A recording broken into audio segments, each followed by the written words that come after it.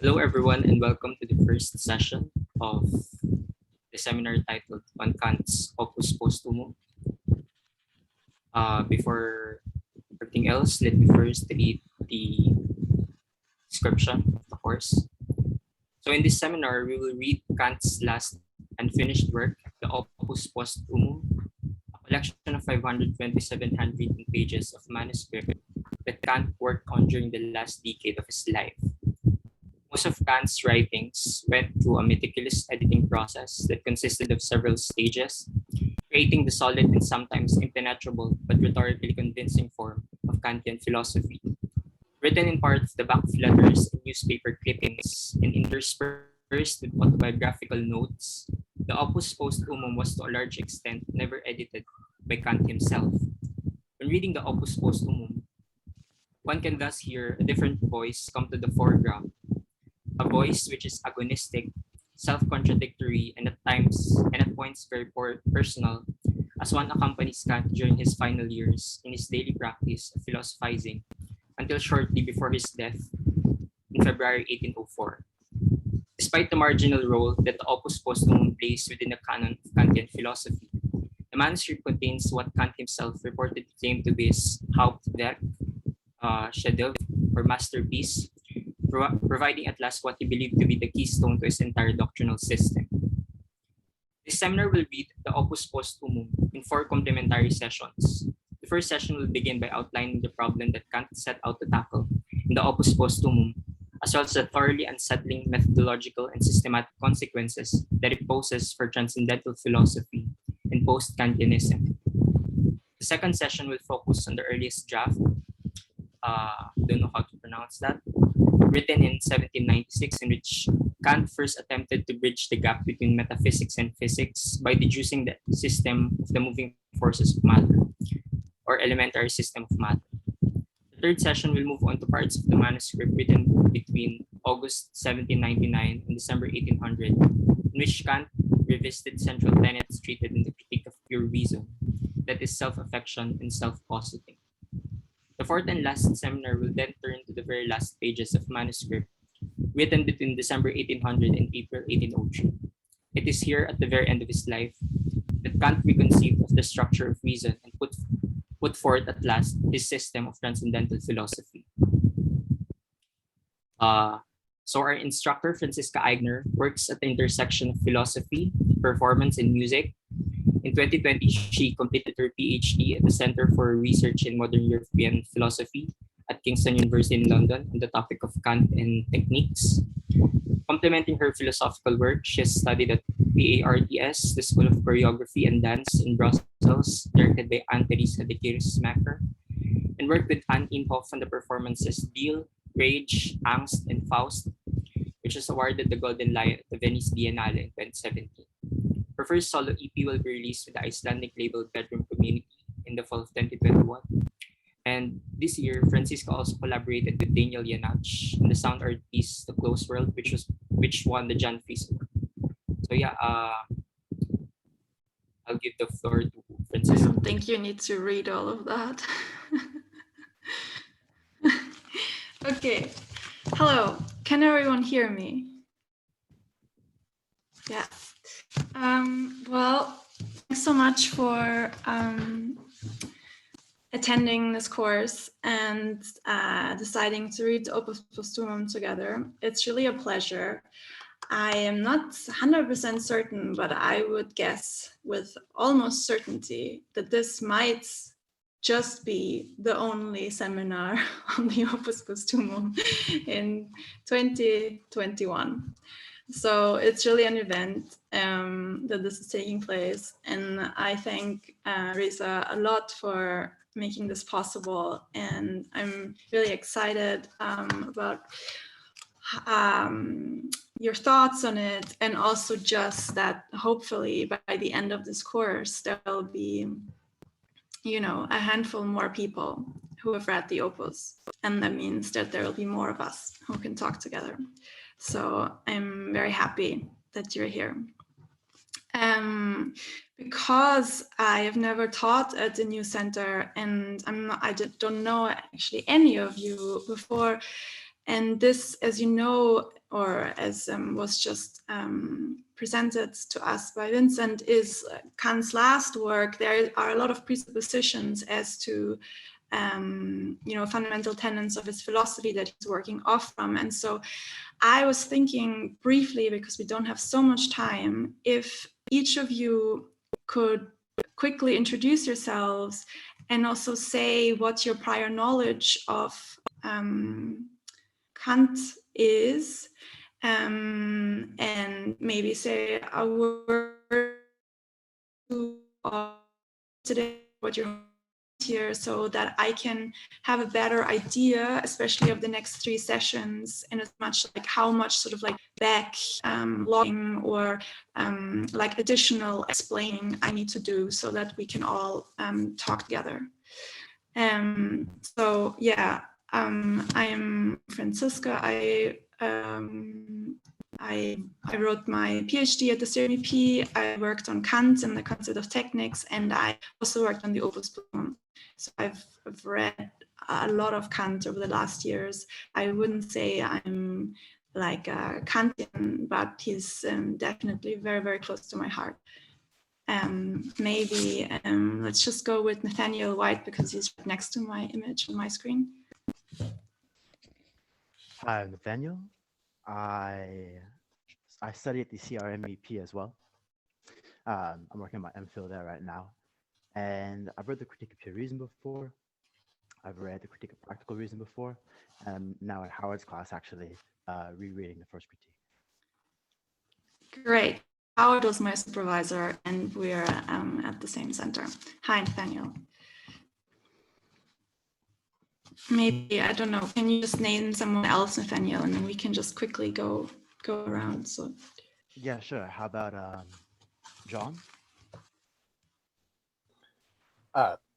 My name is John Sosky. I am a research director for a clinic that works with people who are formerly incarcerated or people in recovery from opioid use disorder in Providence.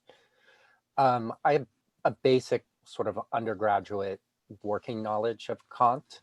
My training is primarily as an ethnographer and an intellectual historian. But I was intrigued by the course description and have been thinking a lot about the systematic character of systems. So I thought this would be worth taking. absolutely. John, can you just name someone else quickly? Oh, sure. I'll name Armand. Hey everybody, I'm Oman self-contradictory, as my slang, and I know it's hard to pronounce. I wanted to say it once. But I'm Arman. I'm a science fiction writer, you can say, in Iran. Not much of a philosophical background, but I read some second literature, but first-hand literature, critique of pure reason, I have somehow reliable knowledge of, and the other 2 critiques read about. I never read them themselves. That's about it. I'm happy to be here, of course. Great. I'm welcome. Can you name someone else, Arman? Yes, sure. I named Bruno. Hi, can you all hear me? I'm from Brazil. I am a philosophy student, and I am now doing a research project on the critique of judgment and the problem of organs, especially. But the Opus Postumum, I have never read it. I didn't even had the PDF on my on my PC, because no one here also reads the Opus Postumum. Everyone thinks it's a work of a ill-minded Kant here too. So I'm looking forward for this course. I'm very excited. And okay, I will name Regis, because he's a colleague, a university colleague. Great. So that's true. My name is Regis Alves. Okay? I am from Brazil. I study philosophy also at the University of São Paulo. And I'm just finished my master's on Kant and Hegel. So I studied mostly the first and a little bit of third critique of Kant and the science, in Hegel's Science of Logic. Great. And so I read the three critiques, a little bit of critical work, but I'm never read anything from Opus Postumum. So I'm looking forward also for this course. I also read a little bit of Foucault's text on Hegel's on Kant's anthropology. Exactly. Yeah. Great. I'm very excited to Yeah. look at it once again. So Great. I will name Maria. Okay. Hi, I'm a linguist. Also work as a journalist, but since no one knows what art is, I try to do iconology, analyze any images and what they mean. In Kant, I've read Critique of Pure Reason, Critique of, I don't know even what is in English, of capacity of judgment, I think. Yeah, the power and of anthropology. judgment. Okay, Power of yeah. judgment. Mhm. Great. Can you name someone else quickly, Maria? Yeah, next to me is Michael. Hi, I think I'm the only Michael. I am a software engineer with a lot of interest in learning and pedagogy, and over the last couple of years have found myself diving deeper and deeper into basic philosophical arguments and concepts and principles underlying that stuff that got me interested, to the point where I thought I should go as back to the roots of some of these problems as I could, and challenge myself, see how much I remember from reading Critique of Pure Reason in undergrad. I don't think I finished the Critique of Practical Reason, and I remember thinking in undergrad, I'm not sure what relevance a critique of judgment would have, which I'm sorely regretting having read this, the introduction and stuff from Forrester. So I've got a lot to learn, but this is a great opportunity for me, I think, to like get to the roots of some of this stuff. Yeah, great. Can you name someone else? Yes, I can. Sorry about that. How about Martina? Hey, hi everybody. Sorry I was a tiny bit late. I'm just assuming that everyone is introducing themselves. Yeah, so introducing themselves and just saying so that I can know a little bit how much prior knowledge of Kant I can presuppose. That's right.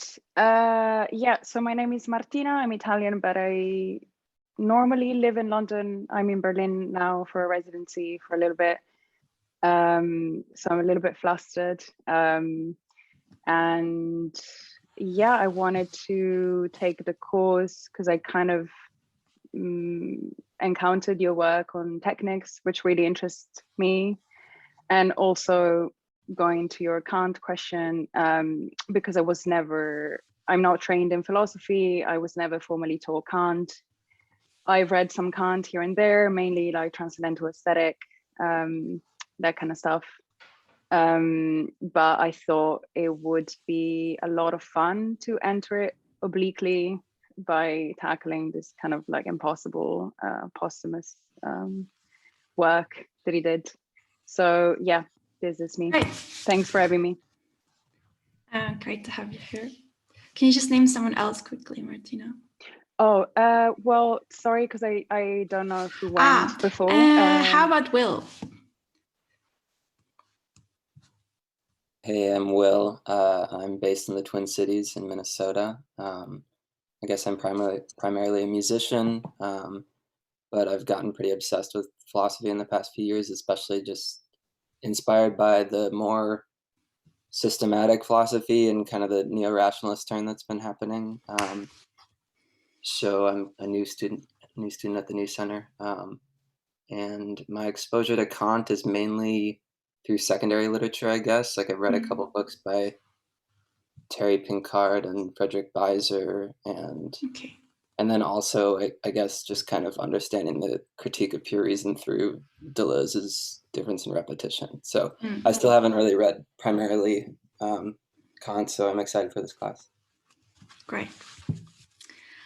Can you name? Yeah, sure. How about Luke? Hi, I am Luke. I am based in the Seattle area.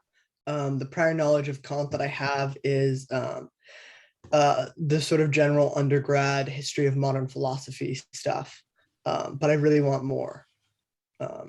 In terms of like one of my main interests in Kant is how is the lineage of Kant into Schopenhauer and then into Nietzsche, and then Kant into Hegel, and sort of how that split happens and where that goes. And I'm very, very interested in like exploring and learning more about how Kant's intricate logical machinery functions. Great. So there are, I believe, only there's Max and Douglas left. Maybe Max, you start. Hi everyone, yes, my name is Max Valencic. I'm from Ljubljana, Slovenia. I'm finishing my MA in media studies, but my main interest lies in philosophy. And my familiarity with Kant is also quite rudimental, and I attended a course on German idealism at the Faculty of Arts in Ljubljana, so I have a little bit of background. Great. Yeah, and I'm looking forward to learning more. Great. Okay, so Douglas, you are our last one. All right. Yeah. So I actually studied theoretical physics for a long time and left that recently, and I'm heading more towards like teaching and education now. But I like the way Will put it. I have been obsessed with philosophy for a few years now, and yeah, my background is relatively thin. I had like an undergrad class in modern philosophy, but we didn't quite get to reading Kant for ourselves. And yeah, when I have gotten interested in myself in the last few years, I've been more into contemporary, and so I'm really looking forward to filling in my Kant hole in my background. And when I saw that the class was connecting metaphysics and physics, that really is right up my alley. Great. You might be able to help us out at more than one place. And just to everyone who for whom this might be like your first opportunity to read Kant for himself, I'm really excited that this is the first exposure to Kant you will have, because this is in a way like, you know, like Kant at his best, I would argue, is like what we are left with is a manuscript of him thinking. And so to read it means to think together with Kant, and to sort of like imagine and speculate about where this would have gone, so to speak. I've prepared like a rather long, I fear, or I'm not entirely sure, kind of like kind of introductory lecture today, before going to reading like the actual manuscript itself, because I think it's sort of important to understand where it's coming from, and the context in which it arose, the context of its final publication, and sort of like its reception in 20th century philosophy, in order to be able to actually read it. So I've posted, oh, Diego, I'm sorry. No worries. Hi. Hi. My name is Diego. I'm usually based on Madrid, but nowadays I'm living in Bogota, Colombia. I studied philosophy and I also had a master's degree in philosophy. Right now, I'm a PhD student. My research topic is German Romanticism, especially the work of Friedrich Schlegel. When I was at the university, I attended two seminars about the critique of pure reason, practical reason, and the critique of judgment. I have never worked Kant directly, but naturally very interested in Kant's work. And I'm here because my girlfriend is actually making his PhD research about the Opus Postumum, so I want to catch her up. Yes, I don't want to lose any jokes and any comments. All right. Well, that's great. So I see that there are varying degrees of like prior knowledge also on Kant. And so I think what I'm going to do is I'm going to presuppose a lot. And if there are things you want me to explain or you need to know more about, then we talk about it. Okay. So I'm not, because yeah, as you will see, there will be a lot of engagement with prior works. I'm going to do some explaining, but I'm going to presuppose a lot, but because it seems to me that there's quite some knowledge in the group and that you can either help each other or we can figure things out in conversation rather than me weaving these things into the lecture. All right, let's start. So I've posted like these sort of like 9 talking points that I would like to go through today, if possible. It's quite a lot to get through, but I would like to try and make it. So let's start with the question, what is the Opus Postumum? So the Opus Postumum is a collection of 527 handwritten pages of, as we know, mostly unedited manuscript that Kant worked on roughly between the years 1796 and 1801, with some pages dating back as early as 1786. So here we're really like in the middle of the critical period, and some as late as 1803. And so like, you know, several months before his death. As Raphael read, even though the Opus Postumum is often not read, Kant himself thought that this was going to become his like main work, his chef d'oeuvre, his Hauptwerk, because it was going to provide the keystone. So in German it's the Schlussstein, sort of like when you build a roof, you will have the keystone on top, like sort of like the, you know, the crown of his entire doctrinal system. Written in part on the back of letters and newspaper clippings, and famously interspersed with autobiographical notes, the Opus Postumum was not edited in the same way that his other works were. So when reading it, we hear Kant thinking, we hear Kant philosophizing, and we sort of get an invaluable insight into his mode of thinking, the genesis of his thoughts, and how he approached thinking in general, not just in the Opus Postumum. So many 20th century studies, and I've asked you to read the introduction and the Cambridge edition to the Opus, which makes that very clear, have pointed out that work on the manuscript commenced after Kant's ominous realization that his philosophical system was endangered by a gap. So the German word he used is Lücke.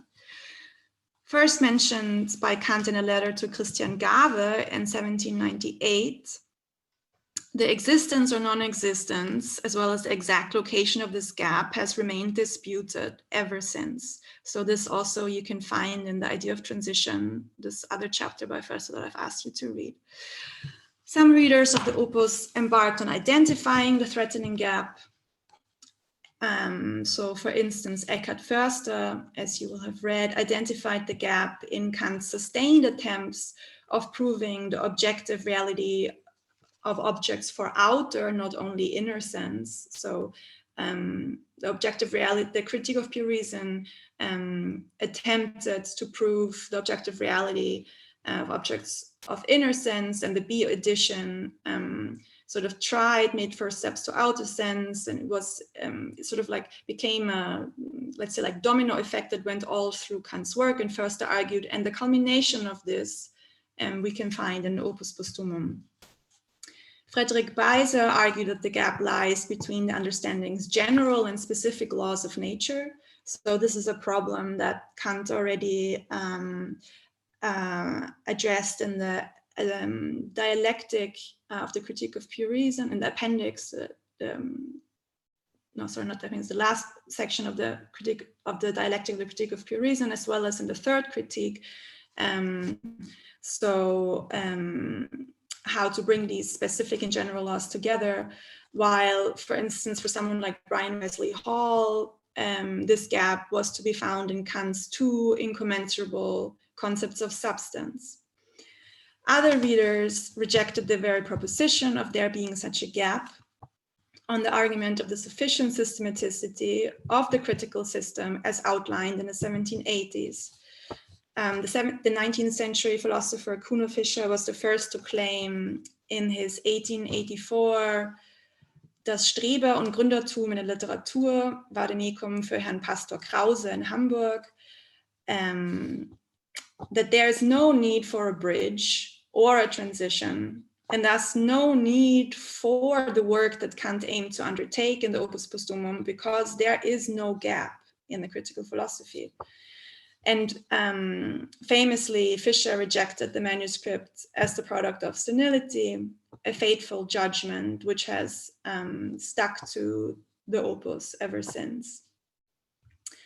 While the question of the gap remains the subject of much debate, what appears clear, at least at the outset, and I will problematize this in a little while, is that Kant mentioned a gap in a letter, and then he wrote a manuscript that we refer to under the name Opus Postumum, which was aiming to put forth a transition science. In German, this is Übergangswissenschaft.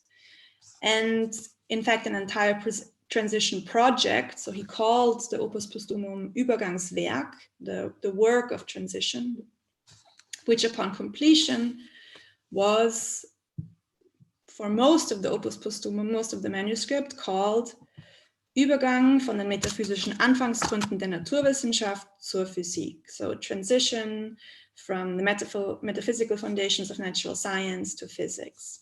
How exactly this gap that he talked about and this transition are related, how the transition provided by the Opus Postumum was indeed intended to fill the gap mentioned in the letter to Gave, and if these things in fact belong to one another, remains to be seen. So my second point is the reception history until the 1930s. After Kant's death in February 1804, Kant's executor Wasianski handed the unfinished manuscript for inspection over to Johann Friedrich Schulz, a trusted colleague and reader of Kant's work, who, as you will have read, concluded that the manuscript was incomplete to the point of making an edition impossible, after which it disappeared into relative obscurity for most of the 19th century. You've all read the introduction to the Cambridge edition, so I will not go into detail here. I will jump directly to Erich Atticus, when Erich Atticus comes into play.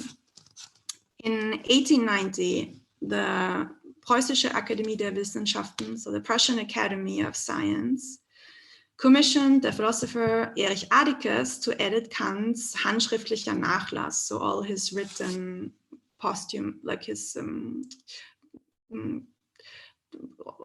unpublished writings, and prepared for publication as part of the Academy edition of Kant's work. As part of his research, Atticus also inspected the opus. During a 4-week-long investigation of the manuscript in 1916, Atticus managed to establish the chronological genetic structure of the manuscript. He writes in only 3 months, he was surprised by himself that it was in fact not as hard as everyone believed it would have been. Claiming that the chronologically last convolute 1 was virtually completed by 1801, and thus at a time when Kant had still been in good health, Atticus then advised the Academy to include the manuscript within its edition. Due to a change of ownership of the manuscript, a situation was set up in which the manuscript was going to be transcribed by a 23-year-old assistant of Arthur Buchenau, who was called Gerhard Lehmann, an editor with the publisher De Gruyter at the time, and Atticus was to function only as external editor then. The relation between the different editors deteriorated not in too long. Buchenau and Lehmann decided to veer from the editorial principles that Atticus had proposed and that had hitherto been applied to all of Kant's posthumous writings that had been published, which most importantly meant that they did not adopt the chronology established by Atticus. Atticus himself critiqued the reliability of Lehmann's transcriptions. Interestingly, both sides further accused the other of having damaged the reputation of Kant's last writings further. In 1926, Atticus decided to resign from the project altogether before passing away in 1928. It would take another decade before the first half of the Opus Postumum would finally be published in 1936, with the second part following in 1938 by the Prussian Academy of Science. And just to show you, so this is what the Academy edition looks like. So there are 2 books like that. And because it did not adopt Atticus' editorial principles, they are published in the way the manuscript was found. So whatever lay on top of the pile of letters is published in the very beginning, and then it's sort of like in its messy order goes until the very end. So in the very end of the book, there's then like how to say, like you can see the different drafts, and then you basically see the corresponding page numbers in the Academy edition. And so if you want to read the opus chronologically, you basically have to jump like back and forth between the 2 books.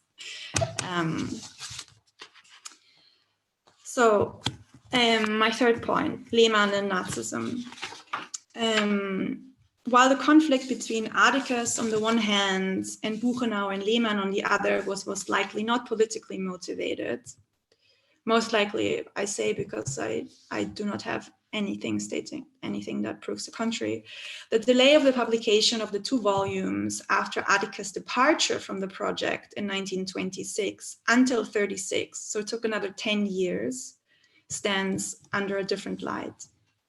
According to biographical details provided by Christian Tilitzky in his book Die Deutsche Universitätsphilosophie in der Weimarer Republik und im Dritten Reich, so the German academic philosophy in the Weimar Republic and the Third Reich, the delay of the publication might have been part of an ongoing political struggle between Eduard Spranger, who was at that time the head of the Kant Commission of the Academy edition, on the one hand, and the young Gerhard Lehmann on the other, who increasingly exhibited National Socialist political and philosophical views.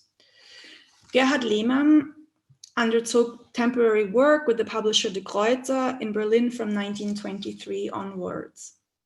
His relationship to National Socialism is multifaceted. In the introduction to his book Philosophie im Nationalsozialismus, Philosophy During National Socialism, Hans-Georg Sandkuhler mentions Lehmann in one sentence with Martin Heidegger and Erich Hottaker as NS ideologues. Apart from Lehmanns 1940 Der Einfluss des Judentums auf das französische Denken der Gegenwart, so that could be translated as the influence of Judaism on French contemporary thought, an explicitly anti-Semitic philosophical text. His 1943, Die Deutsche Philosophie der Gegenwart, so contemporary philosophy, projects an image of contemporary philosophy as, quote, so this is my translation, activist, realist, existentialist, an interpretation of being towards war, Dasein im Kriege, being towards war, which knows no safeguarding but the force of community and the will to victory, end quote. While Sandkuhler's judgment about Lehmann's role as a philosopher during the Third Reich is unambiguous, Christian Tillitsky discusses Lehmann as a somewhat more paradoxical figure. His argument is that Lehmann seems to have been caught between Eduard Spranger, on the one hand, who himself had Prussian alliances in the beginning, supported National Socialism, but then sort of like changed his mind early on. Spranger had examined Lehmann's philosophy dissertation in 1921, and he then later functioned as the head of the Kant Commission of the Prussian Academy of Sciences. So Tillitsky says he's on the one hand sort of caught between Eduard Spranger, and on the other hand, he was caught between Alfred Bäumler, who functioned as the liaison, with another prominent Kantian in Germany, who functioned as the liaison between the NS ideologue Alfred Rosenberg and the universities. According to Tillitsky, Lehmann at some point seems to have had the support of neither the prominent Kantian Spranger nor Bäumler, leaving him with next to no institutional access. In order to increase his chances of an institutional career, Lehmann adopted a more aggressive tone, rejected neo-Kantianism according to race ideological criteria, and published writings in party organs. Despite Lehmann's extensive efforts of persuading Bäumler of his allegiance to National Socialism, he was nonetheless never invited to participate in the Philosophische Kreis des Amtes Rosenberg. So this was sort of like ultimately like propaganda circle, trying to point or trying to work out sort of like philosophy in line with National Socialist ideas. So Lehmann was never invited to this philosophical circle, leading Tillitsky to conclude that he never succeeded in being counted amongst those philosophical forces who were expected to successfully put forth a Nazi philosophy. So according to Tillitsky's account, Lehmann appears to have been more of a politically misguided and desperate opportunist rather than a self-conscious Nazi ideologue. After the war, Lehmann's the influence of Judaism on the French contemporary thought, and his this book called something like Contemporary Philosophy, German Contemporary Philosophy, were set on the list of censored books in the Soviet occupation zone due to their explicit National Socialist content. In the mid-1950s, Lehmann was commissioned by the restructured and quickly denazified and renamed German Academy of Sciences to edit the entire fourth section of their Kant edition, containing Kant's lectures. Lehmann's quick rehabilitation, a mere decade after the end of the war, while two of his books were still censored, was unfortunately no exception in post-war Germany. Lehmann's most extensive work on the Opus Postumum is without doubt his habilitation in the year 1938, so the year in which the second part of the Opus Postumum was published. Entitled Kants Nachlasswerk und die Kritik der Urteilskraft, so Kant's Opus Postumum and the Critique of the Power of Judgment, it was in fact his second attempt of acquiring his habilitation. Following a first attempt in 1934, in which Lehmann tried to put forth nothing less than a sociological foundation of National Socialism under the name Masse und Macht, mass and power. The second habilitation on the Opus Postumum appears without doubt, at least on a first sight, as the less politicized of the two pieces of writing. However, it is difficult to read Lehmann, the Kant researcher, and the Kant editor, as distinct from Lehmann, the National Socialist, which the example of this habilitation in fact proves. his most comprehensive piece of writing on Kant, falls within the same period in which Lehmann tried to transform himself into a National Socialist thinker. Walter Schulze-Sölder, so this is a very famous philosopher with National Socialist alliances, endorsed Lehmann's habilitation for having overcome neo-Kantianism, which was problematic, especially in how it was practiced in Marburg, because there were a lot of Jewish thinkers part of it, and praised his habilitation for having opened a different perspective for Kantianism. So a new German perspective for Kantianism. Given the fact that there has hitherto been no re-edition of the Opus Postumum, contemporary readers are up to this day reading the Opus Postumum through Lehmann's edition. Eckhard Förster is famously preparing a new German edition, but the date of publication has been pushed time and again. There's a conspicuous silence around Lehmann within present-day scholarship on late Kant. It seems that Lehmann came to stand for the last unfortunate chapter in the long problematic reception history of Kant's Opus Postumum, in which the publication occurred at last during National Socialism. This difficult constellation, meaning the fact that the Opus Postumum was both published and first properly received during this dark chapter of German history, cannot be undone and has now forever become part of the reception history of the Opus Postumum.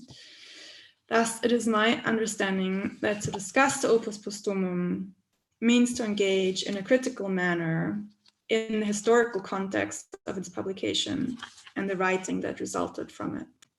How to deal with Lehmann's contribution and how to deal with this edition is no easy problem. So my next point, moving on then to reception in the 20th century. Or actually, rather, this is the wrong title. I should have called it pre- and post-war receptions of the Opus Postumum once it was published. So you all have read that some of the manuscript was available through the fragmented publications that had occurred during the 19th century. But the proper first reception on the Opus Postumum only set in around the time of its publication in German by the Prussian Academy of Sciences in 1936 and 1938. In his forthcoming, really very excellent book entitled Kant's Late Philosophy of Nature with Oxford University Press, Stephen Howard distinguishes between pre- and post-war studies of the Opus in terms of their systematic intentions. So I find this distinction very useful, and I will therefore present an overview of what Howard means with that. So Howard argues that nearly all early interpretations had systematic ambitions, hoping to put forth a compelling reading of the entire manuscript, while the more recent post-war reception has largely abandoned this aim, as it rather focuses on specific parts of the manuscript. So let's start with the pre-war. I mean, he includes some post-war thinkers in it, but all in all, I think it's a good distinction. Erich Atticus and Hans Weihinger, as well as Hermann Jan de Fleischauer and Gerhard Lehmann. So these four sort of like large readers of the mainly pre-war period are all grouped together. I've put, I think, all of them on the bibliography that I've given to you. So they are all grouped together by Howard as attempting to put forward systematic readings of the Opus Postumum. Erich Atticus' 855 long work that he published in 1920, so it's nearly as long as the published Opus edition itself, entitled Kant's Opus Postumum, dargestellt und beurteilt, so presented and judged, as well as Aigner's 1881, sorry, recension to Albrecht Krause. Both read the opus as internally differentiated and thus as containing writing to two distinct works, but they still aim to put forward sort of like an all-encompassing interpretation of it. The first half of the manuscript, according to Atticus, concerns itself with natural scientific themes belonging to philosophy of nature, while the second half of the manuscript is here considered as Kant's re-engagement with metaphysical and epistemological problems. Both Atticus, de Fleischauer, and Lehmann famously argue to have found a new deduction in fascicles 10 and 11, so towards the middle of the manuscript. Let us remember that all three critiques contain the section entitled Deduction. The critique of pure reason deduced the pure concepts of the understanding. The second critique of pure practical reason dealt with the principles of pure practical reason, aimed to deduce them. And the third critique of the power of judgment dealt with the legitimacy of pure aesthetic judgments of taste. A deduction is needed, Kant argues, in order to justify, by asking quid juris, the possession as well as the employment of theoretical concepts of the understanding when it comes to the first critique of pure reason, for instance. So for the critique of pure reason, the deduction aims to prove that, quote Kant, by their means alone an object can be thought, end quote. Kant insists at various moments that the deduction is the most difficult task, and he famously radically rewrote the deduction of the Critique of Pure Reason in the B edition, the second edition to the Critique of Pure Reason, published in 1787. Both deductions aim to prove that, I quote again from the Critique of Pure Reason, so I quote, by their appearance, both deductions aim to prove that, and I quote, appearances in experience must stand under the conditions of the necessary unity of apperception, just as in mere intuition, they must be subject to the formal conditions of space and time. So basically, what this means is that, you know, Kant argues famously that we have these categories, these pure concepts of the understanding, and then he needs to sort of like he needs to prove what right we have to employ them and how, in fact, it is true that everything that can ever be given to us must conform to these forms, which are called categories. But as I said, the first edition, published in 1781, it's called the A, has something called the A deduction. So in this A deduction, the work of the productive power of imagination is put center stage, which in its relation to the unity of apperception is then said to constitute the understanding. So what we need to remember from this is very technical, is that in the A deduction, there is something else but the understanding, and it's called the productive power of imagination.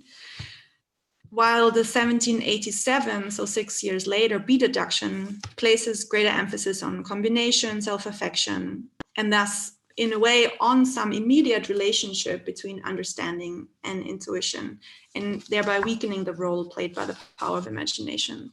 So Heidegger is a famous reader of the first, nearly all of the A deduction. Nearly all Anglo-American philosophers read mainly the B deduction, for instance. The opus, when it comes to the opus, so we have to remember, they basically, these first thinkers now argue, in the opus we find a new deduction, and the question is, what is being deduced? And, you know, so for Atticus, the opus reapproached the deduction of the Critique of Pure Reason, and did that by way of the concept of double affection. But Atticus said that that's what the opus tried to do, but it was unsuccessful. Kant failed in showing that. Double affection for Atticus means that, and this is a very contested thing, whether Kant in the opus argues for double affection or not. So double affection, Atticus argues, means that the empirical self is affected by the empirical concept of forces, complex of forces, while the transcendental I is affected by things in themselves. So these are not the same things. There's double affection that takes place. As I said, Atticus argued that that's what Kant tried to do, but he did not succeed in it. De Fleischauer, who also separated the opus into two works, claimed that the late drafts contain nothing less than a C edition to the Critique of Pure Reason, as a third edition. And while the B edition famously approached the deduction of the pure concepts of the understanding from the perspective of the subject, the C edition is said to approach the deduction of the categories from the perspective of forces and matter. Lehmann, the third in that group, also argued that the opus contained a new deduction, but differently to Atticus or de Fleischauer, Lehmann saw in it a new deduction of the categories themselves, which we can read this in his habilitation, but we must ultimately come to conclude that he states that and completely fails to show how that is supposed to take place. Opposite these systematic interpretations, which, as I said, Howard basically argues that the systematic interpretations are prior to World War II, and then kind of these non-systematic interpretations are on the other side of World War II. It's not entirely true, because Lehmann is sort of like the bridging figure of them.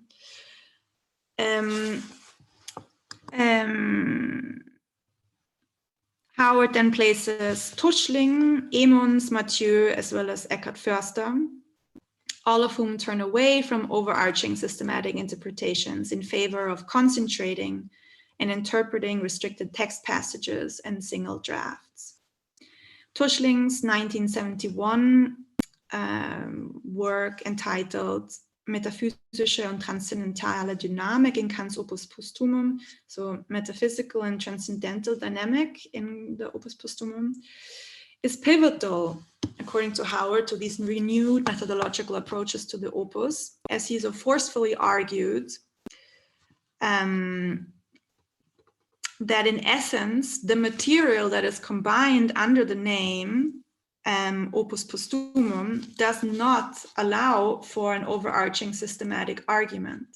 This, he argues, is the case because, firstly, there is no guarantee that the meaning of concepts across different drafts and thus periods of the manuscript remains stable.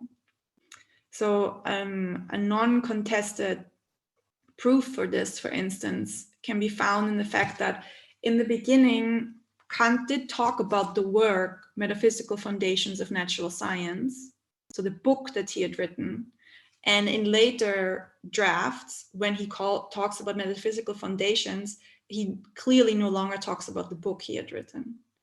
So if one then treats, them as referring to the same thing, which you would mostly have to do in a systematic interpretation, you run into big methodological problems. Secondly, he argues for Tuschling argues for a strict historical methodology, which aims at once to account for the genesis and development of Kant's thought, while at the same time accounting for the context to which Kant might be responding to, as well as working from. Consequently, most of the post-war interpretations on the Opus Postumum have treated specific problems in particular drafts or sections of the Opus Postumum, so have adopted a much more historical approach to reading the Opus Postumum, focusing on very small pockets, or only, for example, a lot of readers only work with the beginning of the manuscript, maybe until fascicles 10 and 11, but don't refer to the very end There isn't much writing on the chronologically last fascicle 1, for instance. Okay, let's move on to the next point, methodological difficulties and approaches. So this is sort of like the centerpiece of today's lecture, because I find it very interesting and very problematic, and maybe hopefully we will have some time to discuss about this afterwards. Okay. So when working with the opus, one is confronted with methodological challenges on several different levels. Firstly, and like with any posthumously published piece of writing, we're given drafts and sketches and thus ample material, but no final form. Most of Kant's writings went through a meticulous editing process that consisted of several stages. But the Opus Postumum did not. There are certain sections of it that were transcribed by Kant's assistant. There are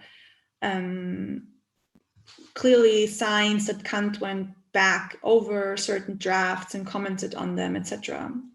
But they were not edited into the same sort of like neat, slick form that, you know, most of his main works are. Differently then to the critical philosophy, where many feminist and post-colonial readers have critiqued Kant, and rightly so, of not only writing about the transcendental subject, but also writing as if from the point of view of the transcendental subject, a universal subject. But of course, and that was already Hamann's point in his metacritique, there can be no universal subject from the point of view of language and tradition. There's no enunciation that is not linked to the idiomatic characteristics of the language in which one speaks. There's no meta-language. There's no ability to step out of the particular language and tradition that we're born into. There's no view from nowhere. The particular enunciator called Kant is, differently to the critical works, acutely present when reading the opus. I've already said that he often wrote on the back of letters and newspaper clippings, and that one can find plenty of autobiographical notes. But then again, you know, if you go over the drafts for the Critique of Pure Reason, you'll find them there as well. It's just they didn't make their way into the Critique of Pure Reason. So there are then two issues to deal with. When one, which on the one hand concerns the content of the manuscript, on the other hand concerns the form. Concerning the content of the manuscript, Atticus, for instance, differentiated between Kant the human, Kant the moral philosopher, Kant the strict epistemologist, and Kant the transcendental philosopher, in order to be able to separate off certain aspects of the manuscript from one another, as well as being able to cut off what he considered to be threatening passages. Lehmann, for instance, critiques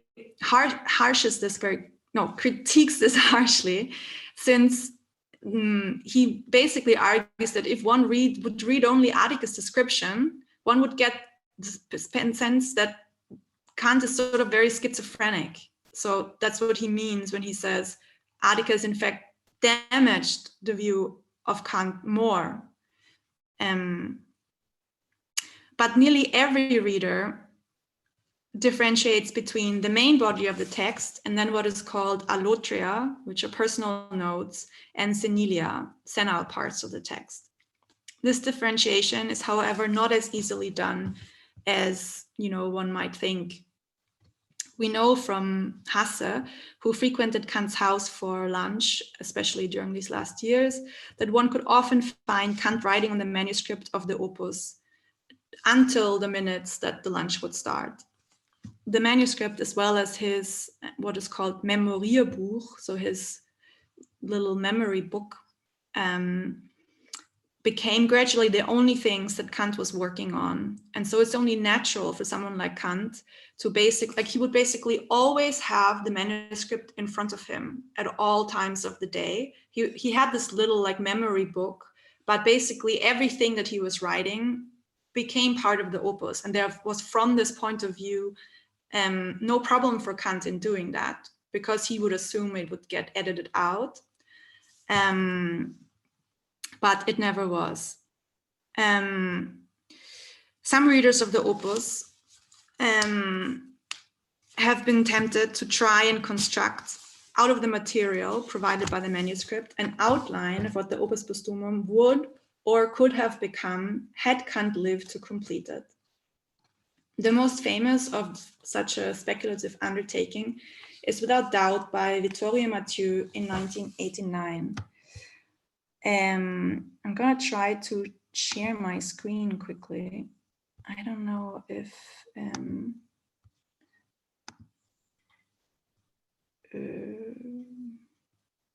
okay, this seems to be more difficult than I thought. I will send you this.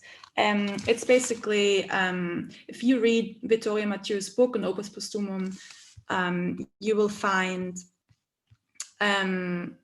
him on like page 17, it starts on page 79. He really sort of like writes like a table of contents of what he thinks the Opus Postumum would have become. Goes through the entire manuscript and makes arguments for it, and the entire book is then basically a justification of that. So Mathieu put together this outline, carefully selected what he believes to be the most instructive and lucid passages of each subject matter at hand, trying to construct a single work out of the manuscript and its different drafts. I have forgotten to say something very important. So all in all, there are 13 drafts called in German convolutes, in English fascicles. Each convolute might itself contain different drafts of what Kant was trying to do. And together they make up the manuscript. So one finds endless repetitions and like Kant sort of trying to come to certain definitions as one reads the drafts. So for instance, famously in the last fascicle, chronologically last fascicle 1, there are hundreds of definitions of transcendental philosophy. In fascicles 10, 11, there are hundreds of definitions of physics. What is physics? But there are also, for instance, not only 13 introductions. I have never counted the introductions, but there must be something like hundreds of introductions. Basically, each time he started a new draft, he started really like as if he was now going to write the entire book. So there's so many introductions to this book. And so what Mathieu did basically when he constructed this outline is that he chose these sections. So he not only decided, what would go where and what to let go of, what is the most important, what makes sense, but he also then selected the passages from the opus according to what he thought would be the most instructive and lucid way in which Kant had talked about, whatever content he was interested in at that time. It's of course very tempting to speculate about what the Opus Postumum would have looked like had Kant lived to complete it. In the act of doing so, one transforms the agonistic and self-contradictory text, that is Opus Postumum, into a unified proposition, whereby ordering and organizing the manuscript. This way, one could exclude, through the determining principles provided by the speculative form, sections that simply do not fit in or would contradict this form. So it's basically a very good way to let go of everything that, is self-contradictory or sort of like troubles us. But at the end of the day, of course, such a reconstruction remains to be a mere external organization, even though it might think of itself as an internal organizing principle. And what to do, how to make sense of the many sections that fall out of this form. So there aren't only 13 drafts. Some people argue there are 12. But as I said, there are many sort of like drafts within it, within each fascicle. And one can find for nearly every point a contradictory section, which makes it very hard to read the opus and to interpret it. And that's what it means that it has an agonistic nature. It's teeming with strong forces that all of which seem to have been internal to Kant, and different desires and different ideas of where to go next.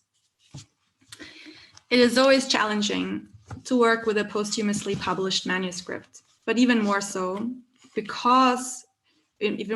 here, because the opus was published finally more than 100 years after being drafted. This means that, importantly, the ideas contained in the opus have not been put to the test during Kant's lifetime, and this is very important. In fact, the thoughts contained in the manuscript were consciously decided to not be put to the test after Kant's death by various people surrounding Kant. We know Kant is a thinker who engaged in ample discussion and dialogue with his contemporaries and critics. He even responded to criticisms in writing. What else is the B edition of the Critique of Pure Reason, if not Kant's response to his critics and his consequent attempt to engage his philosophical object by way of a different, rhetorically more convincing route? At least that's how Kant presented the B edition. You know, he famously said, "I've changed nothing in terms of the content, but I've just improved or, you know, made it clearer for you to understand." The opus comes down to us like in a time capsule, indifferent to the past 100 years of Kantian and post-Kantian scholarship, and no one likes it. Kant scholars do not like it because it appears that Kant changed his mind on many pillars of transcendental philosophy. And what does this mean for them and their work? Post-Kantians equally do not like it, since their work is based on a critical relationship to Kant, the image of which is now revealed by the opus as a fantasy, as Kant himself turned out to be a critic of his own philosophy. There's, however, another problem with this long hiatus until the publication. 130 years later, the natural scientific paradigm that Kant was working from has essentially become out of date, as energy took over from the thinking of forces, and ether is no longer pursued as a viable physical concept. As such, Kant's meditations of physics have by necessity revealed themselves as historical, and they have not been like slowly, progressively like reinterpreted, but it's really like, it's like we you know, it's sort of like been dormant for like 130 years. Third methodological difficulty concerns the relationship of the manuscript to Kant's critical philosophy. I said earlier on that most post-war studies on the opus have read the manuscript as containing Kant's lengthy attempts on how best to approach his problem, that is the science of transition, Übergang, and in specific, the transition from metaphysics to physics in order to avert the danger that a gap or abyss would pose to transcendental philosophy. If one agrees that the opus is motivated by a gap within the system presented in the 1780s, the question concerning the relationship between the critical philosophy and the Opus Postumum is, of course, of high importance. Since if the opus was motivated by a gap within the system, there is a limit to how the opus can alter the system if it is not to eradicate the very conditions through which the opus itself becomes both necessary and intelligible. This indeed proposes an interesting methodological problem that many readers grapple with, which without doubt has found its most astute expression in the reading methodology proposed by Brian Wesley Hall in his book, The Post-Critical Kant. Interested exclusively, and he says this outright in the very beginning of the book, he's interested exclusively in the relationship of the opus to the critical works. The problem for Hall is then that the opus contains both arguments that strengthen and support Kant's critical arguments, while others strongly critique and undo them. Furthermore, however, one can also find opposing arguments within the opus itself, suggesting that Kant changed his mind throughout the process of writing the opus on more than one issue. Faced with such an agonistic text, Hall then goes on to formulate 4 methodological principles, which he argues will allow him to distinguish good from bad interpretations of the opus, and even though he does not explicitly say so, put up a selection criteria for certain reading sections of the opus and excluding others. So I will quickly post them in the chat because I would like to discuss them together with you.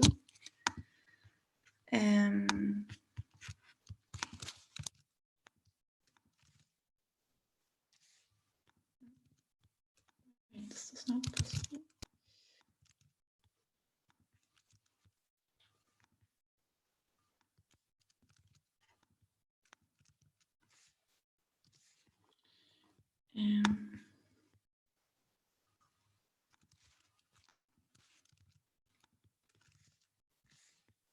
So this is the first one.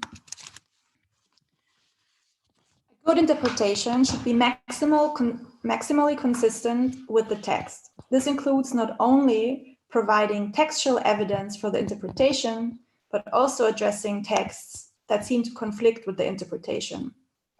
As I will argue, this requires not only taking into account Opus Postumum, but Kant's critical era text as well. This is the second.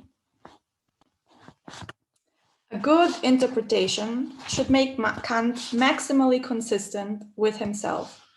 Although one could make a textual case that Kant simply contradicts himself in the Opus Postumum, a good interpretation should, as best as possible, make sense of these apparently conflicting passages. Furthermore, since Kant believes the transition project fills an important gap within the critical philosophy, a good interpretation should try to make a post-critical Kant as consistent as possible with the critical Kant. Otherwise, and this is a very important sentence, one risks filling the gap in the critical philosophy only by sacrificing the critical philosophy itself. 3.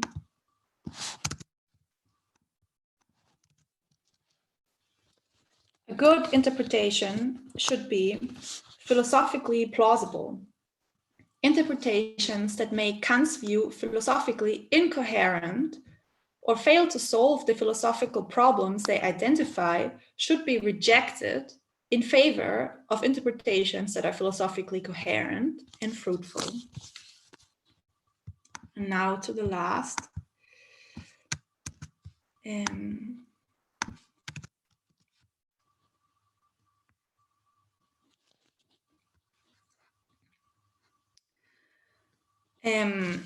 A good interpretation should reflect Kant's intent for Opus Postumum. Here is this strange way he does not, because Kant famously called the critique of pure reason just Kritik der Urteilskraft.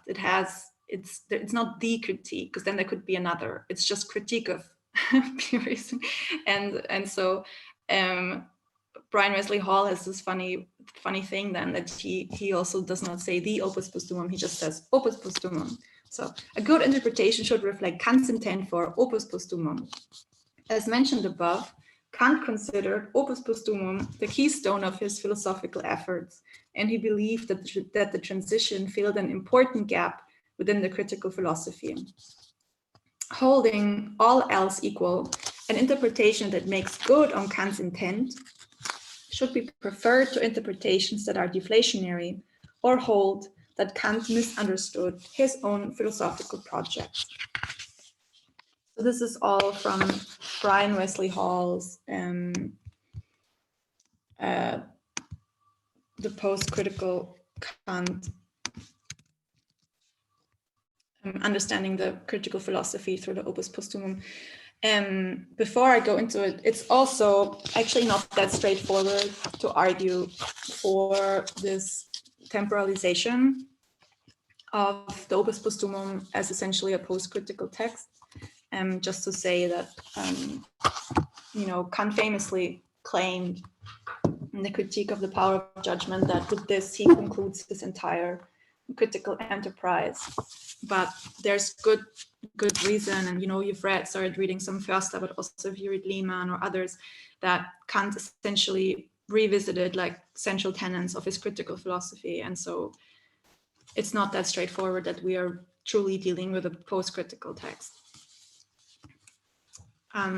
Okay, I would like to discuss these reading principles a little bit because they will allow us to flesh out some of the difficulties that the Opus Postumum poses to its readers, but also just to reading philosophy in general, I would like to argue. These principles express so clearly that essentially for Hall and many other readers, in fact, the opus is at heart nothing but a key to the critical philosophy. This means that on the one hand, the critical works are what contain the condition of possibility and intelligibility for the opus. So the conditions for understanding the opus are in the critical philosophy, and that's what is called the gap. On the other hand, the opus solves certain problems left behind by the critical philosophy. As a key, however, the opus also poses a threat to critical philosophy. This threat is nothing else than Kant's merciless critique of his own system of transcendental philosophy undertaken in the Opus Postumum, risking, as Brian Hall said so clearly, incoherence between the system as outlined in the critical period and the system as outlined in the Opus Postumum. This is what Hall means when he writes that one risks filling the gap in the critical philosophy only by sacrificing the critical philosophy itself. The opus, he argues, must thus be contained in its unlocking power, since otherwise the key risks tearing apart the system itself rather than merely unlocking it.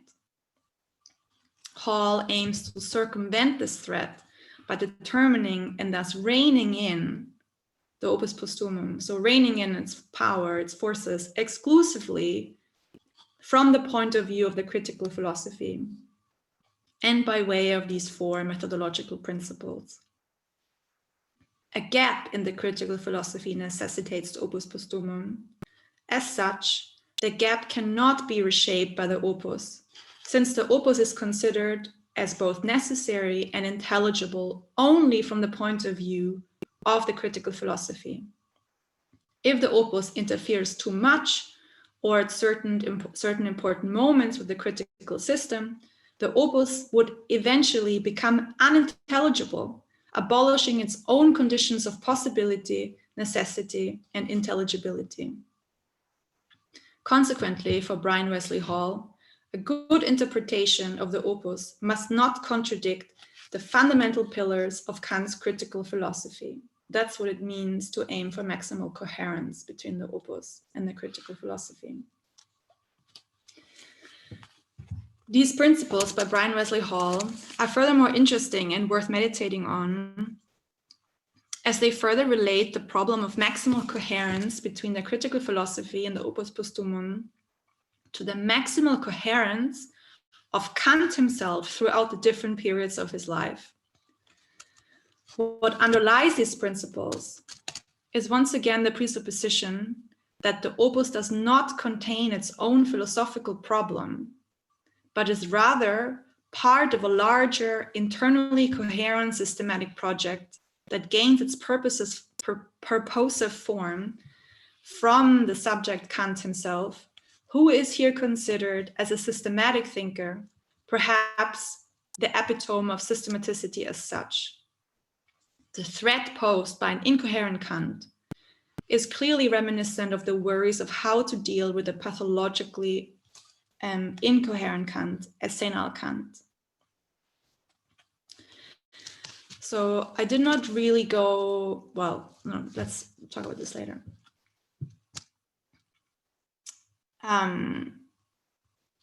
Firstly,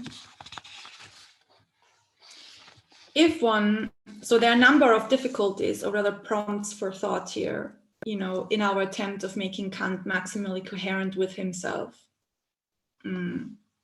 Firstly, if one follows the developments of the opus closely, one will notice that it is not only the structure of argumentation or approach which is subject to development throughout the different drafts. In fact, the very object of what the manuscript was to treat underwent drastic changes itself.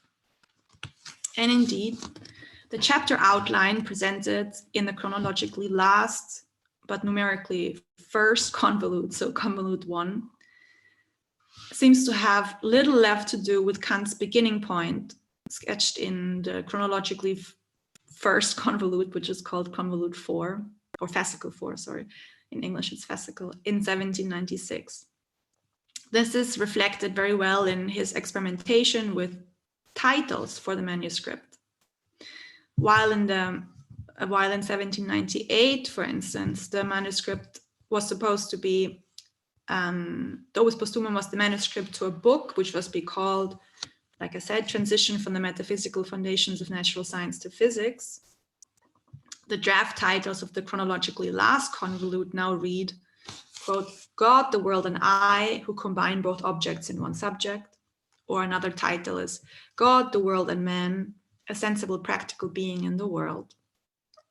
This convinced some readers, like I said, that the Opus Postumum might in fact not have been one, but instead the manuscript for different books. It comes as no surprise that Hall does not deal with fascicle 1 at all, since it essentially threatens several of his methodological principles.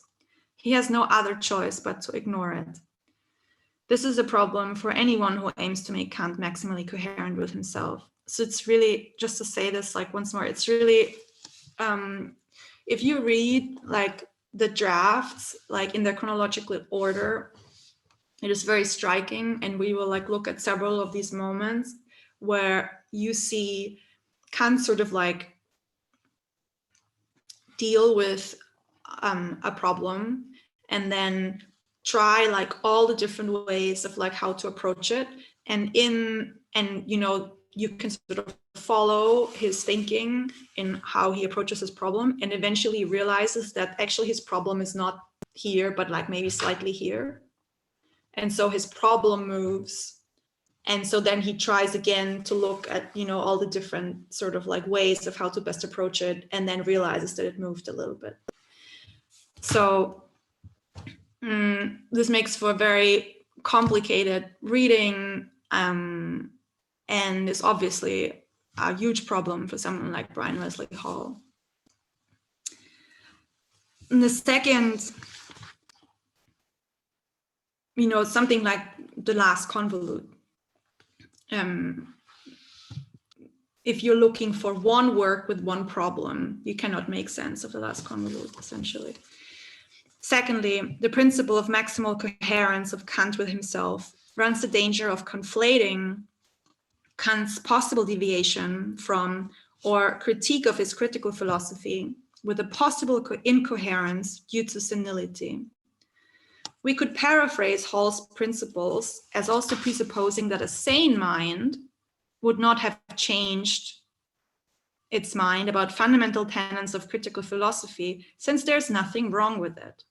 As such, and despite his own proclamations, he's not so far off from Kuno Fischer, who rejected the Opus Postumum tout court on the charge that it was the product of a senile Kant.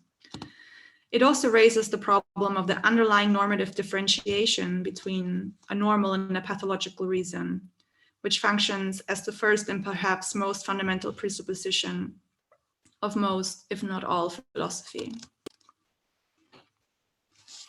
In that respect, you know, the Opus Postumum sort of like joins in a number of other famous texts, like Ecce Homo, or, you know, certain writings by Artaud, etc., which really put in question these normative presuppositions on the normal and the pathological. Thirdly, the principle of maximal coherence internally to the philosophical project pursued by Kant throughout his life has, I would like to argue, much to do with our image of who Kant was and what he stands for us. By excluding interpretations of the opus that would propose tensions, conflicts, and incoherences between the critical philosophy and the opus, we deny Kant the possibility of having changed his mind and having started a new philosophical project. What is at stake ultimately is thus a specific image of Kant as maximally coherent with himself, the reliable Kant who lived and thought like a clockwork, as described by his butler Lampe. If one looks through the various Nachlässe, so the kind of, you know, writing that was collected after Kant's death, containing the preparatory stages to Kant's well-composed finished works, one finds that the agonistic nature of the opus is no exception, and that most likely all of Kant's work at one point or another might have looked like the Opus Postumum. So from that point of view, like philologically speaking, the Opus Postumum is like a really interesting key to the sort of like genetic development of like Kant's works as a whole, rather than only concerning the Opus Postumum. In his Philippi Logik of 1772, Kant describes his working method in the following way. I don't have this here. I will read it, but you can look it up. It's in the Academy edition, it's 24, page 484. At the beginning, one meditates, so this is Kant writing about how to write philosophy. At the beginning, one meditates tumultuously. One must write out that which comes to mind. If an occasional thought comes to mind that one has never had in one's life, first one jots down all thoughts as one has them, without order. After that, one begins to coordinate and then to subordinate. If one wants to produce something, one must certainly complete the skeleton of the system in general and subsequently divide this into chapters. Thus, every elaboration must proceed with 3 tasks. In German, he calls this Arbeiten. First, one jots down all thoughts without order. Second, one makes a general plan. 3, one elaborates all the parts. This is the end of the quote. Kant was famously described as a Wiederdenker, and thus as a thinker who thought with his pen in his hand. The fact that one finds plenty of letters and newspaper clippings mixed into the folios of the opus is testament to his method of jotting down thoughts in a stream of consciousness whenever they come, and thus on whatever piece of paper available. And often these letters are prompts. You know, he like will have gotten a letter from someone writing to him, and that sort of like sets him off, and then that letter sort of like enters the manuscript. It is known that Kant worked through step 2 and 3 of how he just described his own working method. So making the plan and then sort of like subordinating and working out all the parts in a peculiar and time-consuming manner in his other works. He would first compile all his notes and produce a Reinschrift, so like a new, better-looking version of what he had written, which he would then deliver as a lecture to one of his students or assistants. So like he would ask someone, they would sit down and he would like lecture the entire book to them. The student or the assistant would write everything down and give this newly produced manuscript to Kant, which he would then annotate, edit, and rework. This process would then be repeated 1 or even 2 more times. So like, it's, from this point of view, some of like the peculiarities of like Kant's writing make much more sense. Like the fact that he often gives like slightly different definitions of the same thing. If you imagine him sort of like standing there and trying to get a point across, you know, the way I would now like explain something to you, that is very often, for instance, how the Critique of Pure Reason was written. It was delivered as a lecture. The general structure of this working method can also be found in the Opus, in Kant's use of side columns, in which he comments and critiques the thoughts contained in the main body of the text. Self-critique and editing was thus a fundamental element of his general working method, just like producing a stream of consciousness was the first step. The peculiarity of the Opus Postumum is then that we are left with only step 1 of Kant's working process, and thus the stream of consciousness and Kant's critical side remarks with an occasional Reinschrift. So there are some drafts, some like pages that have been transcription, sorry, that's what the word is. Reinschrift is transcription, with an occasional transcription by someone else, and sometimes, you know, ordering of someone else. So it's important to remember that the systematicity of Kant's finished work was a long, painstaking and laborious process of construction, and most importantly, the result of ruthless self-criticism. So in the Drive folder, there's like a document in it, and there's a link to the online presentation of the Opus Postumum, which is a huge research project in Germany taking place for several years now, headed by someone called Jacqueline Carr. And there you can see all the facsimile editions of the Opus Postumum. You can sort of like open them on one page and then have the transcription on the other page. And I think they have now actually like finished transcribing everything. So because this is important, because here, for example, in the Academy edition, the edition is so bad, mainly because we completely lose sight of the kind of topographic nature of how these sheets work. And what they've done in this online edition is really quite amazing, because you can sort of like click on certain paragraphs of the text, and then you can see the transcription. You will get sort of a sense of the like intricate spatial relationships on a paper. So for instance, in the beginning of the opus, when he still aimed to put forth a topic of forces, you know, he does this according to the table of categories, or rather according to the classes of the table of categories, so quantity, quality, relation, and modality. And so what he did was that he took like a big sheet of paper, and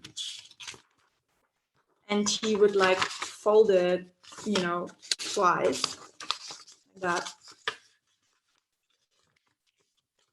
And then essentially had the table of categories, and then he would start by writing about quantity, and he always had, and then he knew that quantity was only like this quarter of the folio, and so he started like writing kind of pretty big, and then like he realized he's running out of space, and then he sort of like gets very, very small, and it's really remarkable. Like, it's quite funny. Like Lehmann, at some point he writes, it's remarkable how small Kant can write, even in the very end of his life. He has the most minuscule handwriting, and then he goes on to like quality, and it's like the same thing again. Relation, much more difficult, not so much there, and modality is most of the time left empty. But somehow it was impossible for Kant to like, you know, use this in order to write about quantity or something. It was not like that. And then he starts like a new folio, and then you have this, it's much bigger. I think it's like A3, something like that. And then you have this, and then he obviously the next day, or I'm not sure exactly when, we don't know.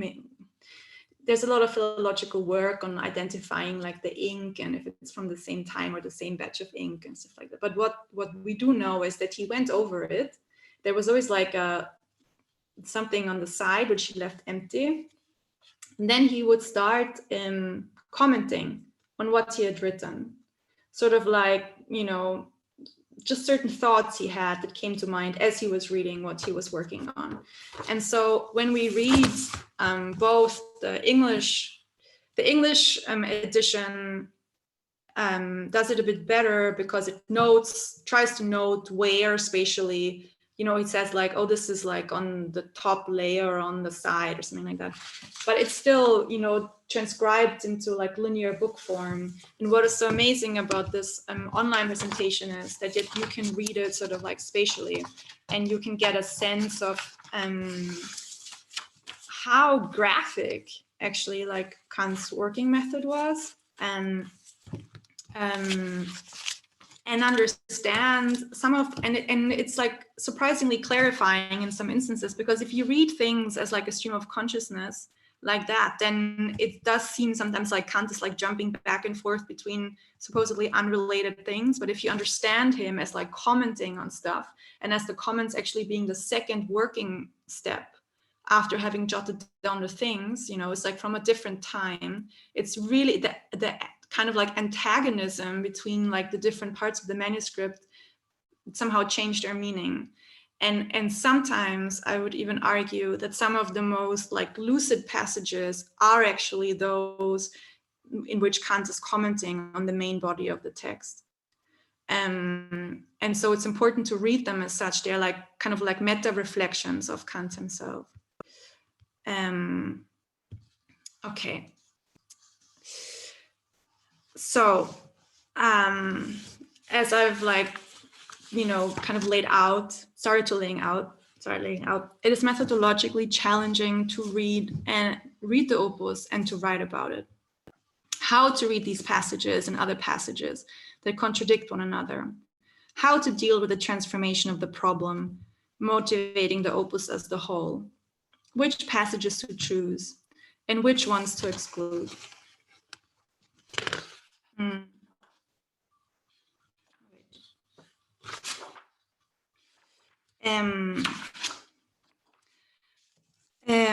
It appears that the opus brings to the forefront a methodological dialectic, or Catherine Malabou would say plasticity, that we must confront every time anew when interpreting and critiquing any philosophical text, not just the opus. The specificity about the opus might just be that it makes this dialectical movement so astutely felt to us, as we find it looking back at us in the agonistic structure of the text to a much more obvious degree than with the finished, and I mean here, an edited body of work. This dialectical movement holds that essentially any claims regarding the overall aim of a text are dependent on the selection of passages from the text. But the selection of passages are themselves dependent on an overall claim concerning the manuscript's projected aim. For instance, Howard and Basile argue that this circularity, so that you can only choose passages in the opus if you have an, by means of like a motivating interpretation, but you can only formulate such a motivating interpretation by means of certain passages that you select. So Howard and Giovanni Basile, another important interpreter of the opus, argue that the circularity is specific to the opus, so this is what Basile argues, or to working with an unfinished manuscript, this is what Howard argues. In his lecture series, Ontology and Dialectic, Adorno points out that philosophizing is necessarily subject to a Zirkelschluss, so a circularity.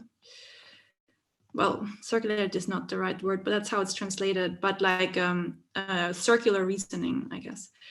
And that it is not about avoiding this circularity, but about entering it at the right moment and reflexively accounting for it. As an example, Adorno refers to Kant's arguments in the Critique of Pure Reason, which are without doubt tautological and circular in the sense that they aim to deduce that which they posit to begin with.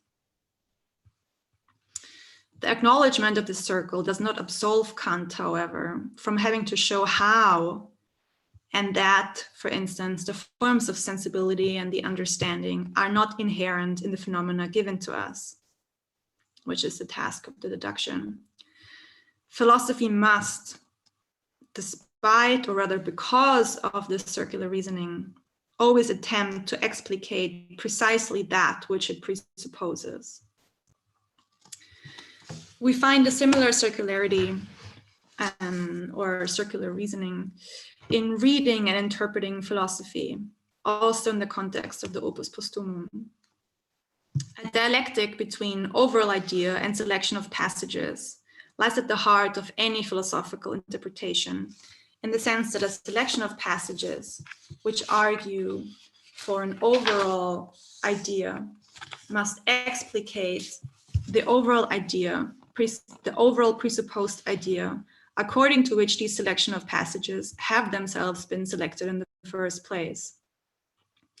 To do philosophy does not mean to despair about this circularity or to try to ignore it or to avoid it by looking for a first principle or a beginning to this circle, or adopting external selection criteria which would allow one to circumvent it. So, for example, like Brian Wesley Hall.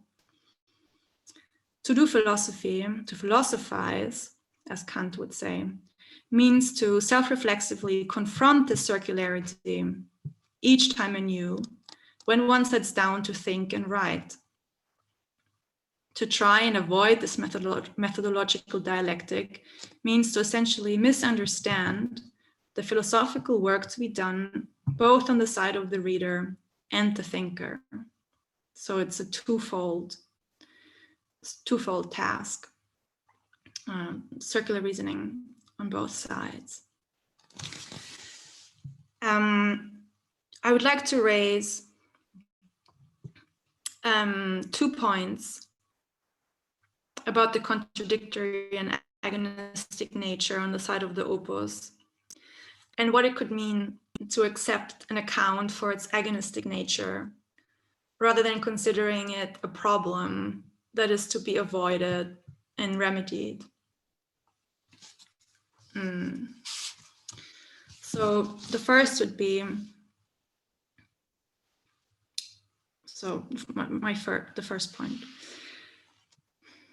The transformation not only of the way in which Kant aimed to approach his object, but also of the very object under investigation in the Opus Postumum is without doubt one of the most fascinating aspects about the opus. Even if one sets off from the presupposition that Kant indeed diagnosed the gap within his critical philosophy and that the opus was supposed to bridge this gap, so even if we accept this reading, one could employ a dialectical methodology for reading the opus. What I mean with this is that in the process of remedying the gap, the faulty system itself becomes the subject of transformation, posing the question of what happens to the opus from the perspective of the reconceived system. Might there be, methodologically speaking, a development of the relation between the opus and the system of transcendental philosophy internally to the opus itself? This would mean to allow both the system and the bridge to change. It would mean to give up certain presuppositions we have about the critical works, as well as what Kant might have thought about them. So it would mean that there isn't just one pole that is open for interpretation, but essentially both sides need to have a certain flexibility inherent to them, and that there might in fact be a dialectical movement, into and out of the opus. The second point is the following. There's an altogether different way of accounting for the tensions and contradictions internally to the Opus Postumum itself, as well as its difficult relationship to the critical works. I need to state that the following thoughts arrived in conversation with my former teacher, Etienne Balibar, and that I'm deeply indebted to him for this perspective on the opus. So this other way approaches the Opus Postumum historically and as a quasi post-Kantian text. I say quasi because it was of course written by Kant himself towards the end of his life. The question that is at stake here is essentially, why does the philosopher die? Or to ask it from the other side, why does a work remain unfinished? Does the work of a philosopher remain unfinished because they died? Or does a great philosopher die because it becomes impossible to finish their work? This is what Balibar asked me. Why does a philosopher die?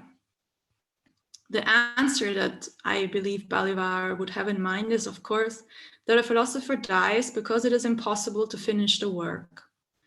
Philosophy is not anyone's. It's a transgenerational project of thinking and problem solving. And as such, it is always unfinished, even when it comes to the great systematic thinkers like Immanuel Kant. From this point of view, then, the agonistic nature of the opus is not one internal to Kant himself, nor is it located in its relation to his prior work. Of course, it is on some level, of course it is. But I think these contradictions gain like a different meaning if looked at from this point of view. If philosophy is considered a great transgenerational project of thinking and problem solving, the contradictions internally to the Opus Postumum arise because the opus contains, as a possibility, most, if not all, currents of transcendental philosophy in modern European philosophy that will arise after Kant. And as we know now, because they exist, Neo-Kantianism, phenomenology, structuralism, and many others are incompatible post-Kantianisms in reality. To read the opus in this way means to read the tensions internally to the opus as anticipations of transcendental philosophy's different futures, which, as we know, turned out to be incompatible in reality. And so it comes as no surprise that they are also incompatible in how Kant had imagined them in their possibility. From this point of view, then, to work with the opus means to interpret it as necessarily incomplete, since the unification of these different imagined futures proved impossible for Kant to write himself. They instead needed to become written, developed in lived reality, in their mutually exclusive real contradictions under the name of Fichte, Hegel, Schelling, Schopenhauer, etc. Until now. So it kind of means to displace the problem of contradiction and tension into a historical perspective, which I find very interesting and much more fruitful than worrying about an internally incoherent Kant or worrying about maximal coherence of Kant with his critical philosophy, etc.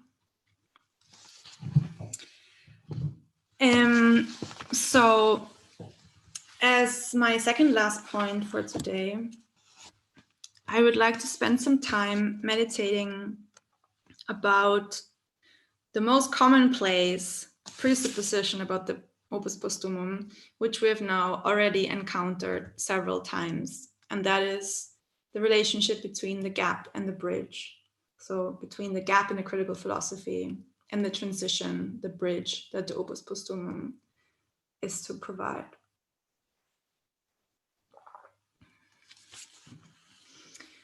So this is a reading that was first put forth by Eckhard Förster. And he argued that the bridge provided by the Opus Postumum stands in direct relation to the gap, so to this Lücke, that Kant reported in this ominous letter to Gave in 1798. The gap, Kant writes, and I quote from the letter, must be resolved. Oh, this letter, no, you have it in the first text anyways.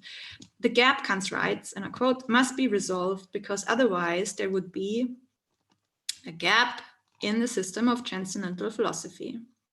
In the same letter, Kant famously describes that the gap is causing him, and I quote again, pain like that of Tantalus, which is, however, not without hope, end quote, as Kant professes his aim to address and overcome this gap in the whole called philosophy. In his really very excellent forthcoming book, Kant's Late Philosophy of Nature, Stephen Howard points out that this specific reading, according to which the transition provided by the Opus is related to the gap in the system. So that this specific reading, according to which the transition in the Opus is related to the gap in the system, first set in with Tuschling, before most prominently being discussed by Förster, after which it became this commonplace presupposition amongst readers of the Opus Postumum. Tuschling reads the Opus as Kant's response to a critique of his 1786 Metaphysical Foundations of Natural Science, and in specific to the circularity in the theory of density and matter as presented there and then. Eckhard Förster argues that Kant self-diagnosed, it was then with Eckhard Förster that the self-diagnosed gap becomes the starting point for reading the Opus Postumum. Since Kant himself gives no clear insight as to the nature of the gap, each reader of the Opus sets out to firstly diagnose a gap in the critical philosophy in order to then model their reading of the Opus according to it. I have already pointed out earlier how Förster identified the gap in Kant's sustained attempts of proving the objective reality of objects for outer, not only inner sense. Friedrich Beiser argued that the gap is between the understanding's general and specific laws of nature, while for Hall, it is to be found in Kant's two incommensurable concepts of substance. And other readers rejected the proposition of there being such a gap. But since the Opus, is understood only as intelligible and necessary from the perspective of there being such a gap, it can therefore be rejected in its entirety. In an inspiring and very lucid way, Howard proposes to question this common starting point of most of these most recent interpretations. Is the gap that the transition project is dealing with the same gap as the one diagnosed by Kant in his critical philosophy? Howard proposes that we are to radically suspend this quasi-commonplace starting point. Instead, he argues that we might do well to begin anew by looking at the concept of transition in the Opus in the terms laid out by the Opus itself. So the figure of transition, Übergang, occurs throughout Kant's major published works in four contexts. Firstly, when used in chapter titles, the figure of transition is employed to move from one part of a discussion and its corresponding body of knowledge to that of another. I realize that time is running a bit away, but I hope we will still make it. The second context in which transition is employed concerns the transition of alterations of appearances or our cognitive states. The third context occurs in reference to the principle of continuity between species, for instance, which must not occur through a leap, Sprung, but rather through all the intermediate species. So anyone who has read the Critique of Pure Reason or the Third Critique knows about that. The fourth context in which transition is employed by Kant during the critical period is of even greater systematic significance than the third notion of transition. When he writes in the B edition about the transition between the speculative and practical use of reason, so between theoretical and practical reason, Howard points out here that essentially this development or this notion of transition does not serve to, quote, fill a gap in the critical system of speculative reason, end quote, but rather the concept of freedom makes the coherence of the system evident. So it's a different notion of transition. Concerning the use of the figure of transition in the early drafts of the Opus, Kant repeats hundreds of times throughout the manuscript that he aims to put forward a transition from metaphysics to physics as both the title to the work, but it also occurs on the body of the text. He specifies 3 different kinds of steps. He calls them Schritte, because Übergang, so it means to walk over, and he also often calls it Überschritt, so to like step over. So there are 3 different kinds of steps from one place in a system to another in the Opus. Gaps or jumps, calls them salto mortale, can be hazardous to a system, since systems are essentially qualified by their inner continuity. Philosophy is itself such a system, and so, quote, he uses the notion of the guiding thread that he also employs famously in the Critique of Pure Reason. So the Leitfaden, the guiding thread of philosophy, would tear with a jump, dangerous for the system, end quote.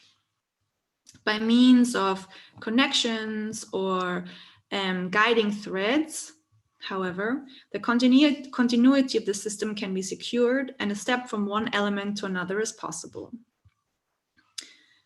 Ideas can function as such guiding threads in problems of regression, which is the step from conditioned to conditions, so in the logical process of inference.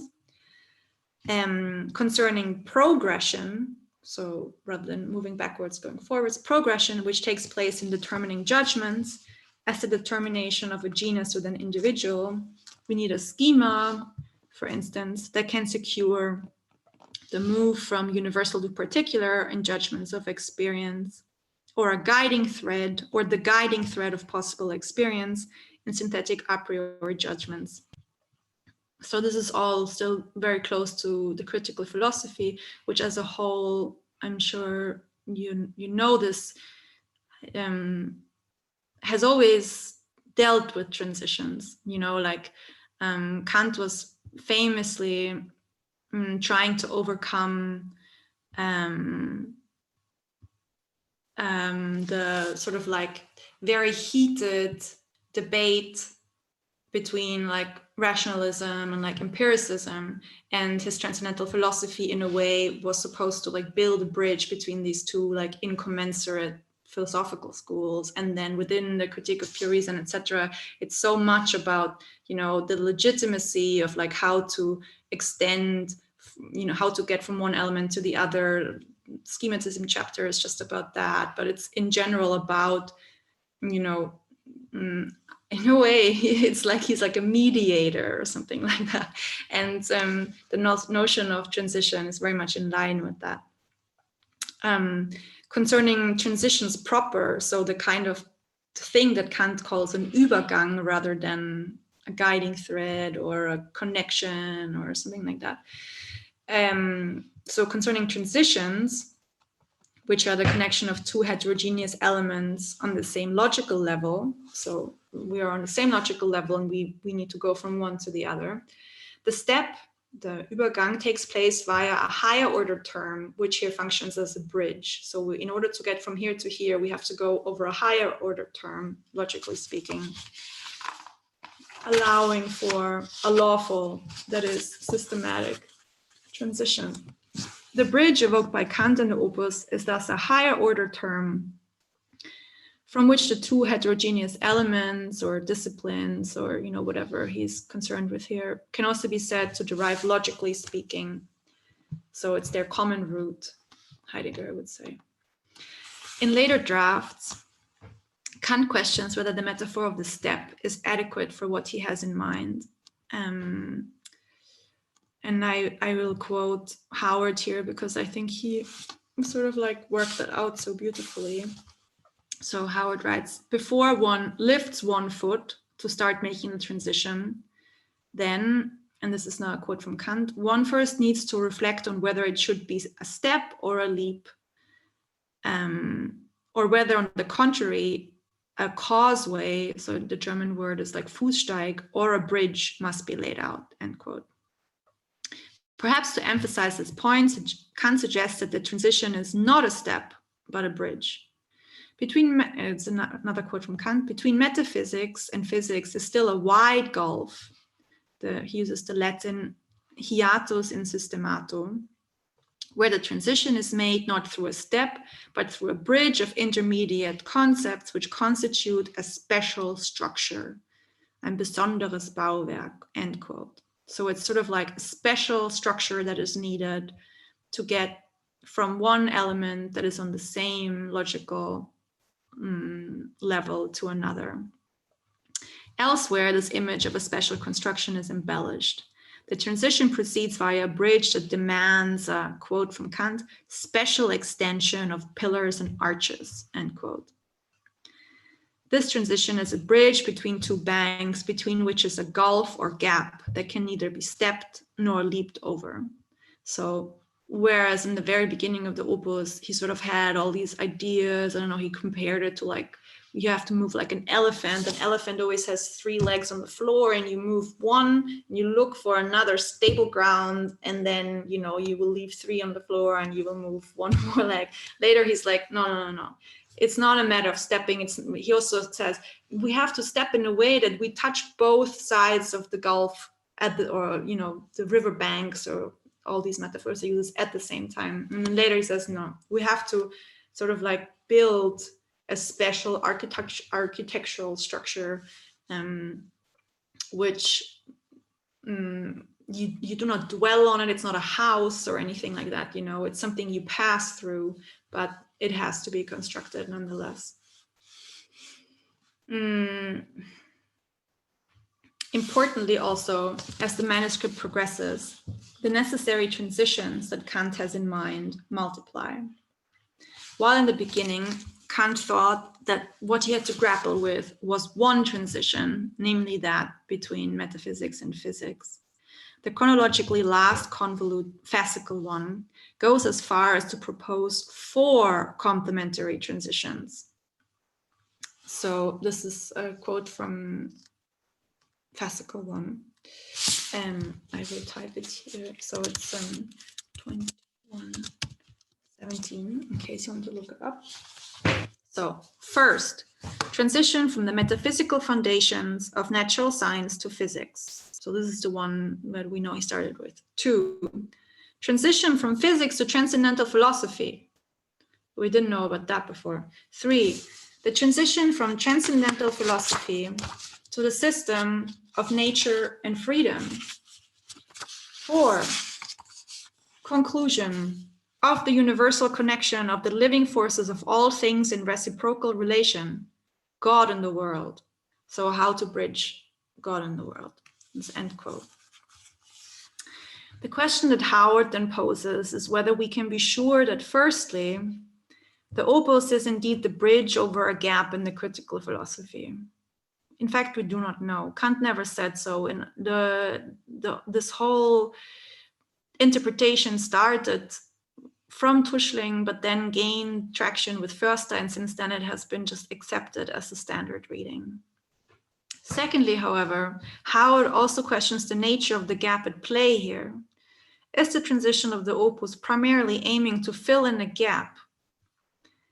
The German term Lücke can both mean inadequacy or lack, thus denominating something missing which should be there or should be closed. So like a problem, something is lacking. Lücke can, however, also determine an in-between space, which is not a failing. Referring back to the third critique of the power of judgment and the concept of a gulf, so the German word that Kant employs here is Kluft, Kant likens this Kluft, this Kluft is more like a canyon or something like that, which we do not think of as a failing, which should be filled. Like no one, tries to like close them. Howard argues that the heterogeneity of the two elements or domains, metaphysics and physics. Unfortunately, Howard's argument does not account for the multiplication of transitions. He talks exclusively about metaphysics or physics, so we will employ it for that here. But so Howard argues that the heterogeneity of the two elements or domains, metaphysics and physics, or the gap between them, cannot and further must not be rectified. Instead, their difference remains. It endures, necessitating a bridge and a transition through a higher order concept, a Mittelbegriff. At this point, we do not know yet because we haven't read anything, but, also like the schematism and the critique of the pure reason was such a Mittelbegriff, belonging to both domains at once. Howard thus strongly argues that the opus should not be overdetermined by the critical works, as there's plenty of evidence that Kant indeed aimed to write a new work with a philosophical problem of its own, that is the transition from the metaphysical foundations of natural science to physics. So I found this reading extremely compelling and somehow strangely freeing, because it allows us to put into question this most commonplace starting points that, since you've read the idea of transition, this chapter in like Förster's book, you've sort of like see itself played out really beautifully. And like the story, the narrative that Förster tells is very compelling. But essentially he's using a letter to argue for a systematic relationship between two works. And there's no evidence in the works themselves that suggests this reading or support this reading. So I'm very sympathetic towards it.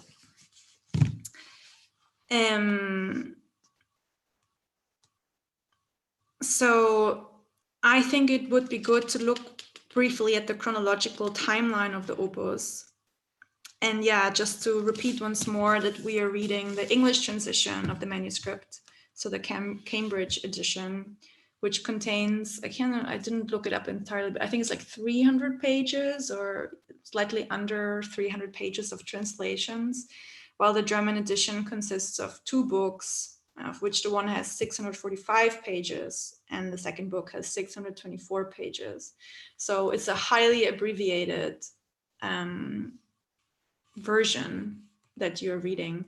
And I would argue that it's also, the selection of passages is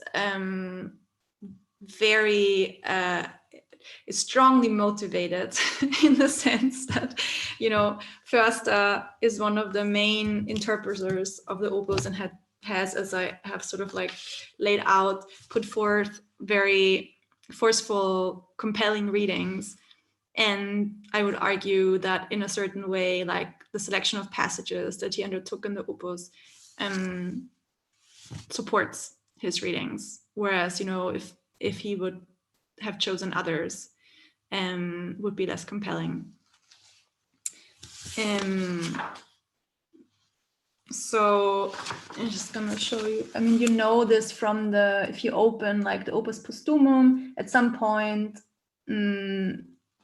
Förster presents this like kind of chronological time frame, which starts in 1786 and goes all the way until 1803. And then sort of like the designations on the other side, the different drafts, sometimes with how they're called in fascicles, and sometimes, you know, like calling them elementary system 1 to 7, or A and B Übergang, etc. If I tried to like break down the movement of the opus in a really brutal manner and describe its development sort of like chronologically in like a few words, then one could say that initially Kant started off with the Oktavenentwurf in 96 to try and put forth topic of all moving forces. He then moved on to aim and deduce all of the forces of matter by way of what he calls an elementary system.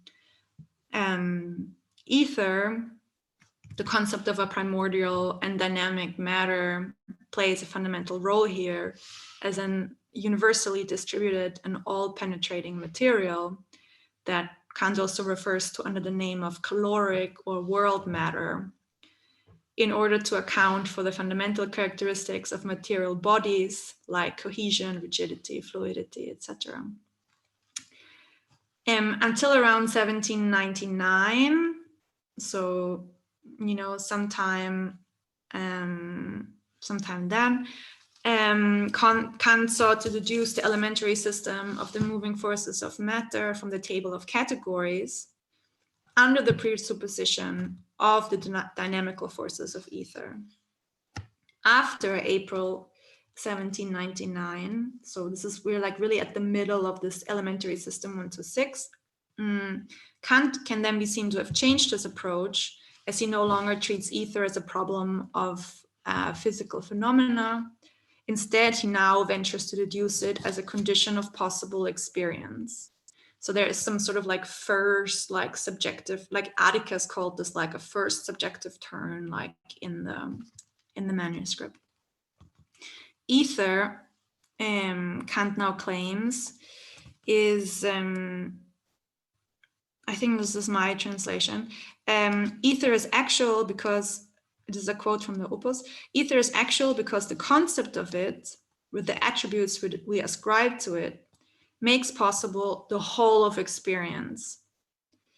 It is given by reason, not as a hypothesis for perceived objects for the purpose of explaining their phenomena, but rather immediately in order to found the possibility of experience itself, end quote.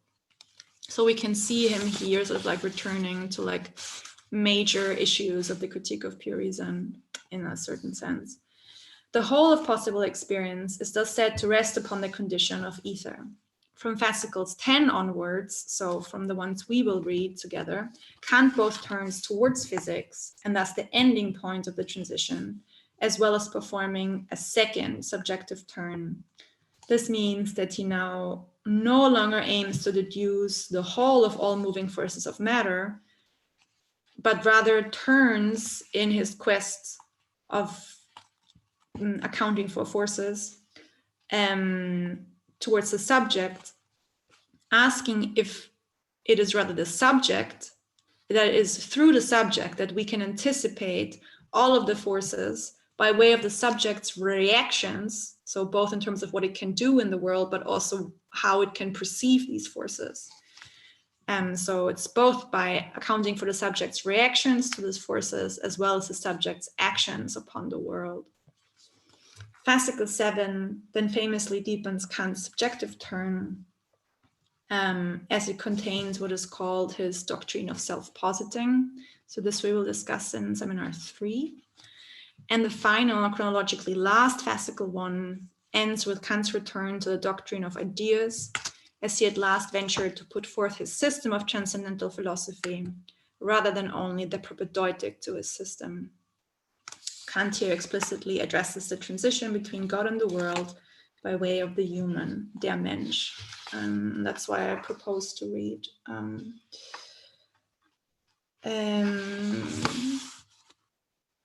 Foucault.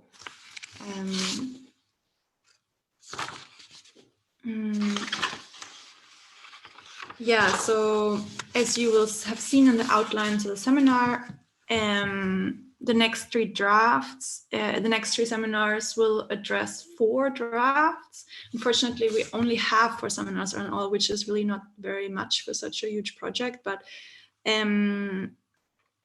I decided to read fascicles 10 and 11 for next seminar, then 7 for the third seminar, and fascicle 1 for the last seminar. I'm sorry, it's very late now, but there are maybe a number of things we need to do. One is maybe take a little break. 2, if there are any questions or things you want to say or discuss with one another or with me. And then there are a number of practical things as to that we need to discuss regarding, you know, how we will move forward, and class presentations that you have to do, and essays and stuff like that. Maybe we could do like a brief break, like 5 minutes. Yeah. Okay. So see you back at like 22, 5 minutes. Okay, bye.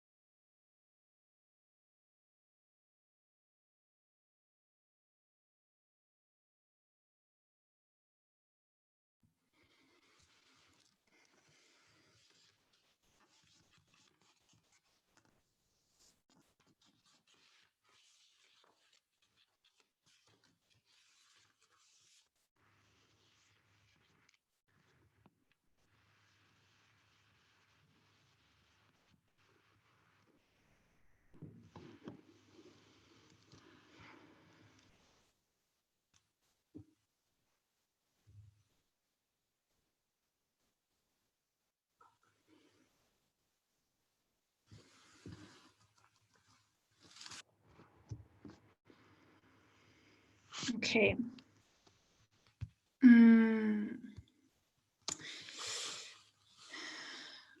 So I don't know, we have like a little bit of time left, like maybe we could do like 10 minutes of discussion and then very briefly discuss the more practical things.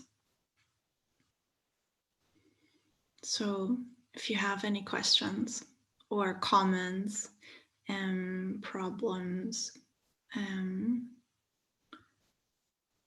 things you want to share or add to this.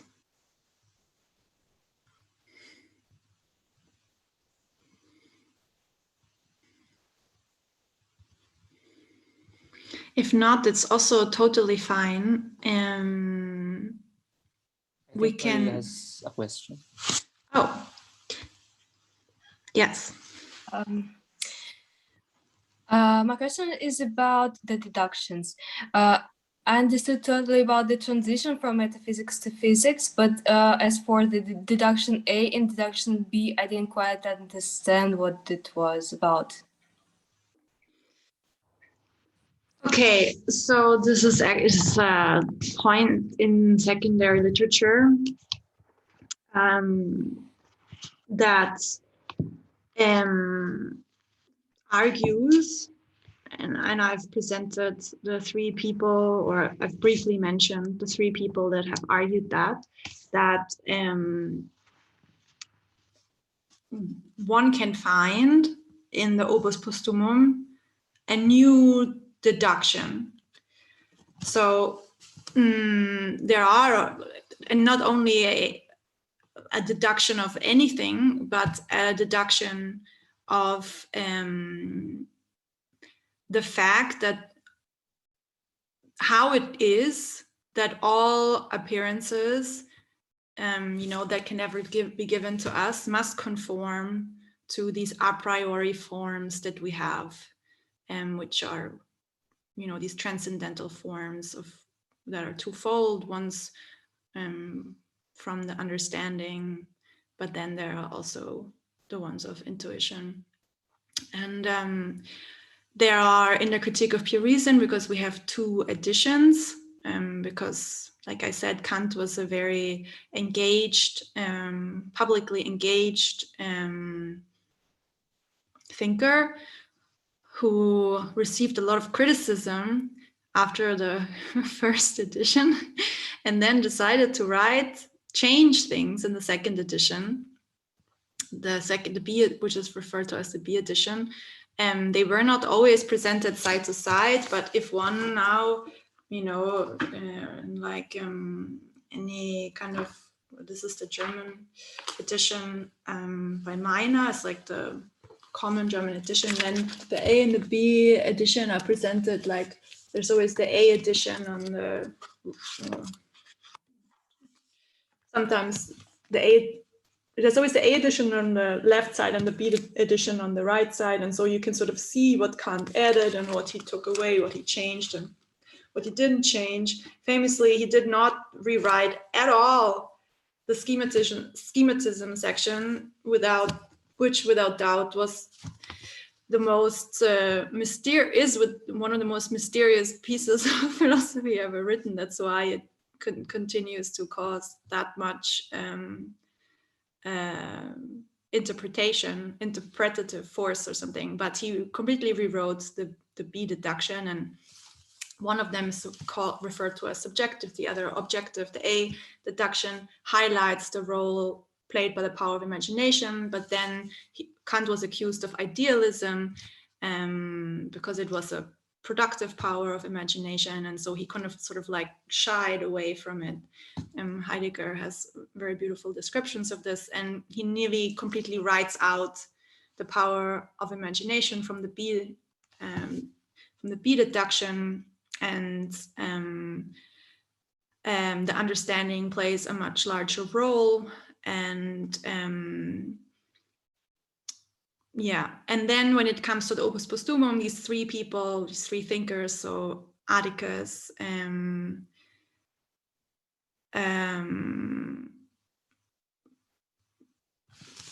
so these three people, they argue each in their own way that one can find a new deduction, specifically in fascicles 10 and 11. So sort of like at the heart of the Opus Postumum.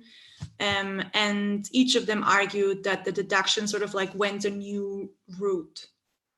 And I've argued, or I've not argued, I've just sort of like laid out the route that they took. And yeah, but that's what I mean. I think it's maybe a bit difficult to understand some of, yeah.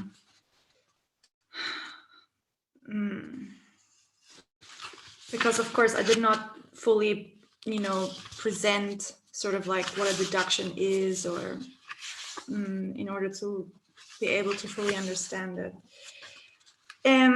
What I can propose is that I've put on the I've actually uploaded to the class drive a book called The Kant Dictionary, which was written by Nathaniel and my supervisor called Howard Cagle.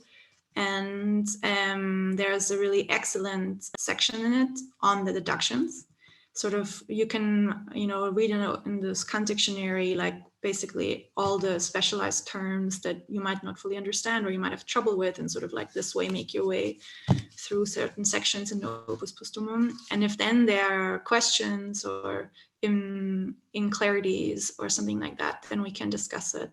But it wasn't really an argument that I was making. I was presenting secondary literature, or like certain readings in secondary literature, and three in particular that have argued that one can find a new deduction in the Opus Postumum, but these are claims that have not been like substantiated or have been highly critiqued, especially by post-war interpretations.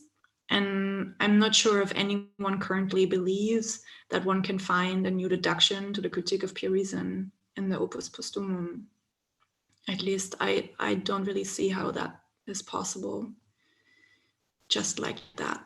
It's another way of like, reading the Opus Postumum purely as a key to problems to be found in the first critique, actually, that I've been trying to problematize in various manners.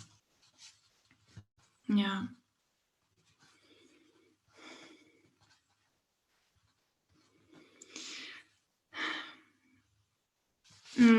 We can also talk about. I think Sorry. John also raised his hand. I was really taken with your argument about the way the text problematizes the normative standard of reading or normative standard of reason, and what it would mean to see it as like ecce homo or the text of Artaud. Have you or anybody else pushed that argument further? It's not that I really know. I don't really know anyone who has done that. I would like to do certain things like that, and I think especially, I think the most interesting or the most fascinating part of the Opus Postumum for me is fascicle 1. So he wrote that, I think let me just check, from December 1800. And then, the bulk of it is supposed to have been finished in 1801. And then there are, however, we know that he wrote on it until 1803. And I'm most interested in that because it deals with, his system of transcendental philosophy. He really makes these most like systematic arguments, and he basically re-engages, and that's why it's completely unfounded to argue that the Opus Postumum contains 2 books. He re-engages all of his previous efforts, all of his interests, So he returns to the system of forces, complex of forces. He re-engages self-positing. He re-engages even ether, and it has just become the world. And he sort of like rediscusses them within a systematic manner. But of course, this fascicle is the one that sort of comes closest to Kant, to the pathological Kant, because we know from letters and reports from his contemporaries that he, nowadays we probably would say, yeah, that he was senile or developed Alzheimer's or something like that, but they did not quite have that word for it at the time, and so he was just considered to be going insane or something like that. And this is really quite interesting, because I don't know how much you know about Kant biographically, but he was a rather like social person. But then once he stopped teaching, I think in 1796, he decided to recede from his public appearances because he was very much aware of how the public perceived him, and he did not want to be seen as like an aging or senile man. And so he actually started not leaving his house very much anymore.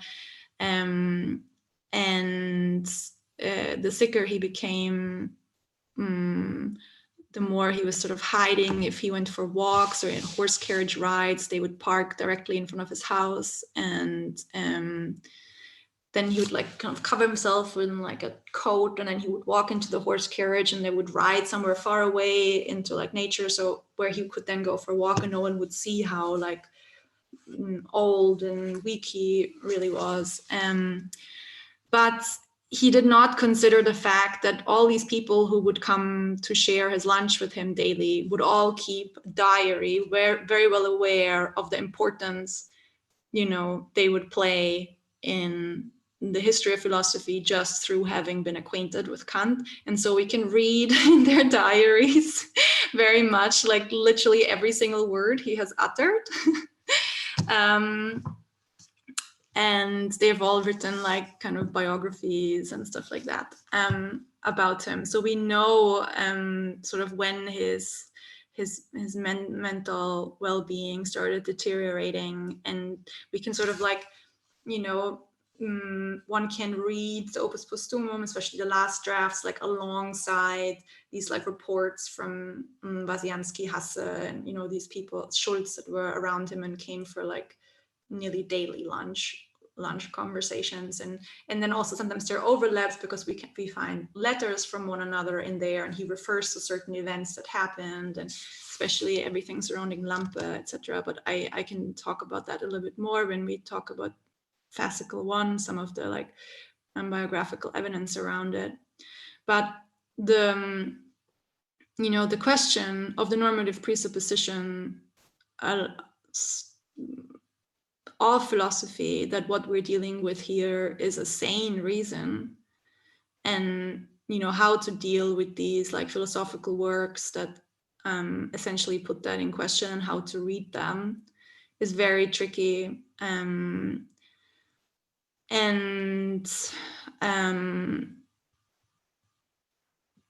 Yeah, I think it's so interesting in the Opus Postumum because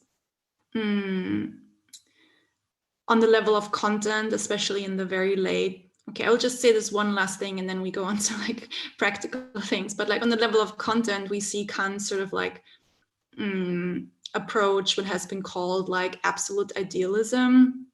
So that's what the doctrine of self-positing by his readers. And I'm mainly talking here, about like general receptions or readings of the opus. I have not talked very much about what I think about all these things, but is that he's approaching, he's trying to sort of like himself deduce like a first principle that would unify all the faculties, and like a first act from which like thinking emerges. And so to posit oneself autonomously, spontaneously as an object in the world amongst other objects, is sort of to make oneself like he says at some point, you know, like before we can have any perception of the world, etc., before we can have any relation to the world, we first must make ourselves. This is sort of like our first step. So on the level of like,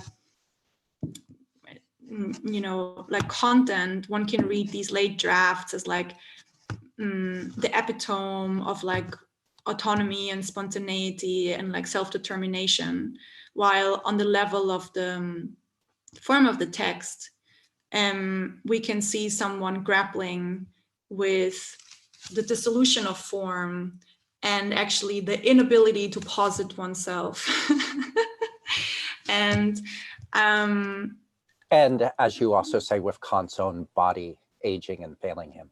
Exactly. This is also very interesting. Like Bruno, for instance, for you, you know, like if one reads like the third critique, and especially the second book, the critique of teleological judgment, you know, about the about living things, the organism and life, one will find a surprising absence of talking about death. Like it literally does not occur. It's like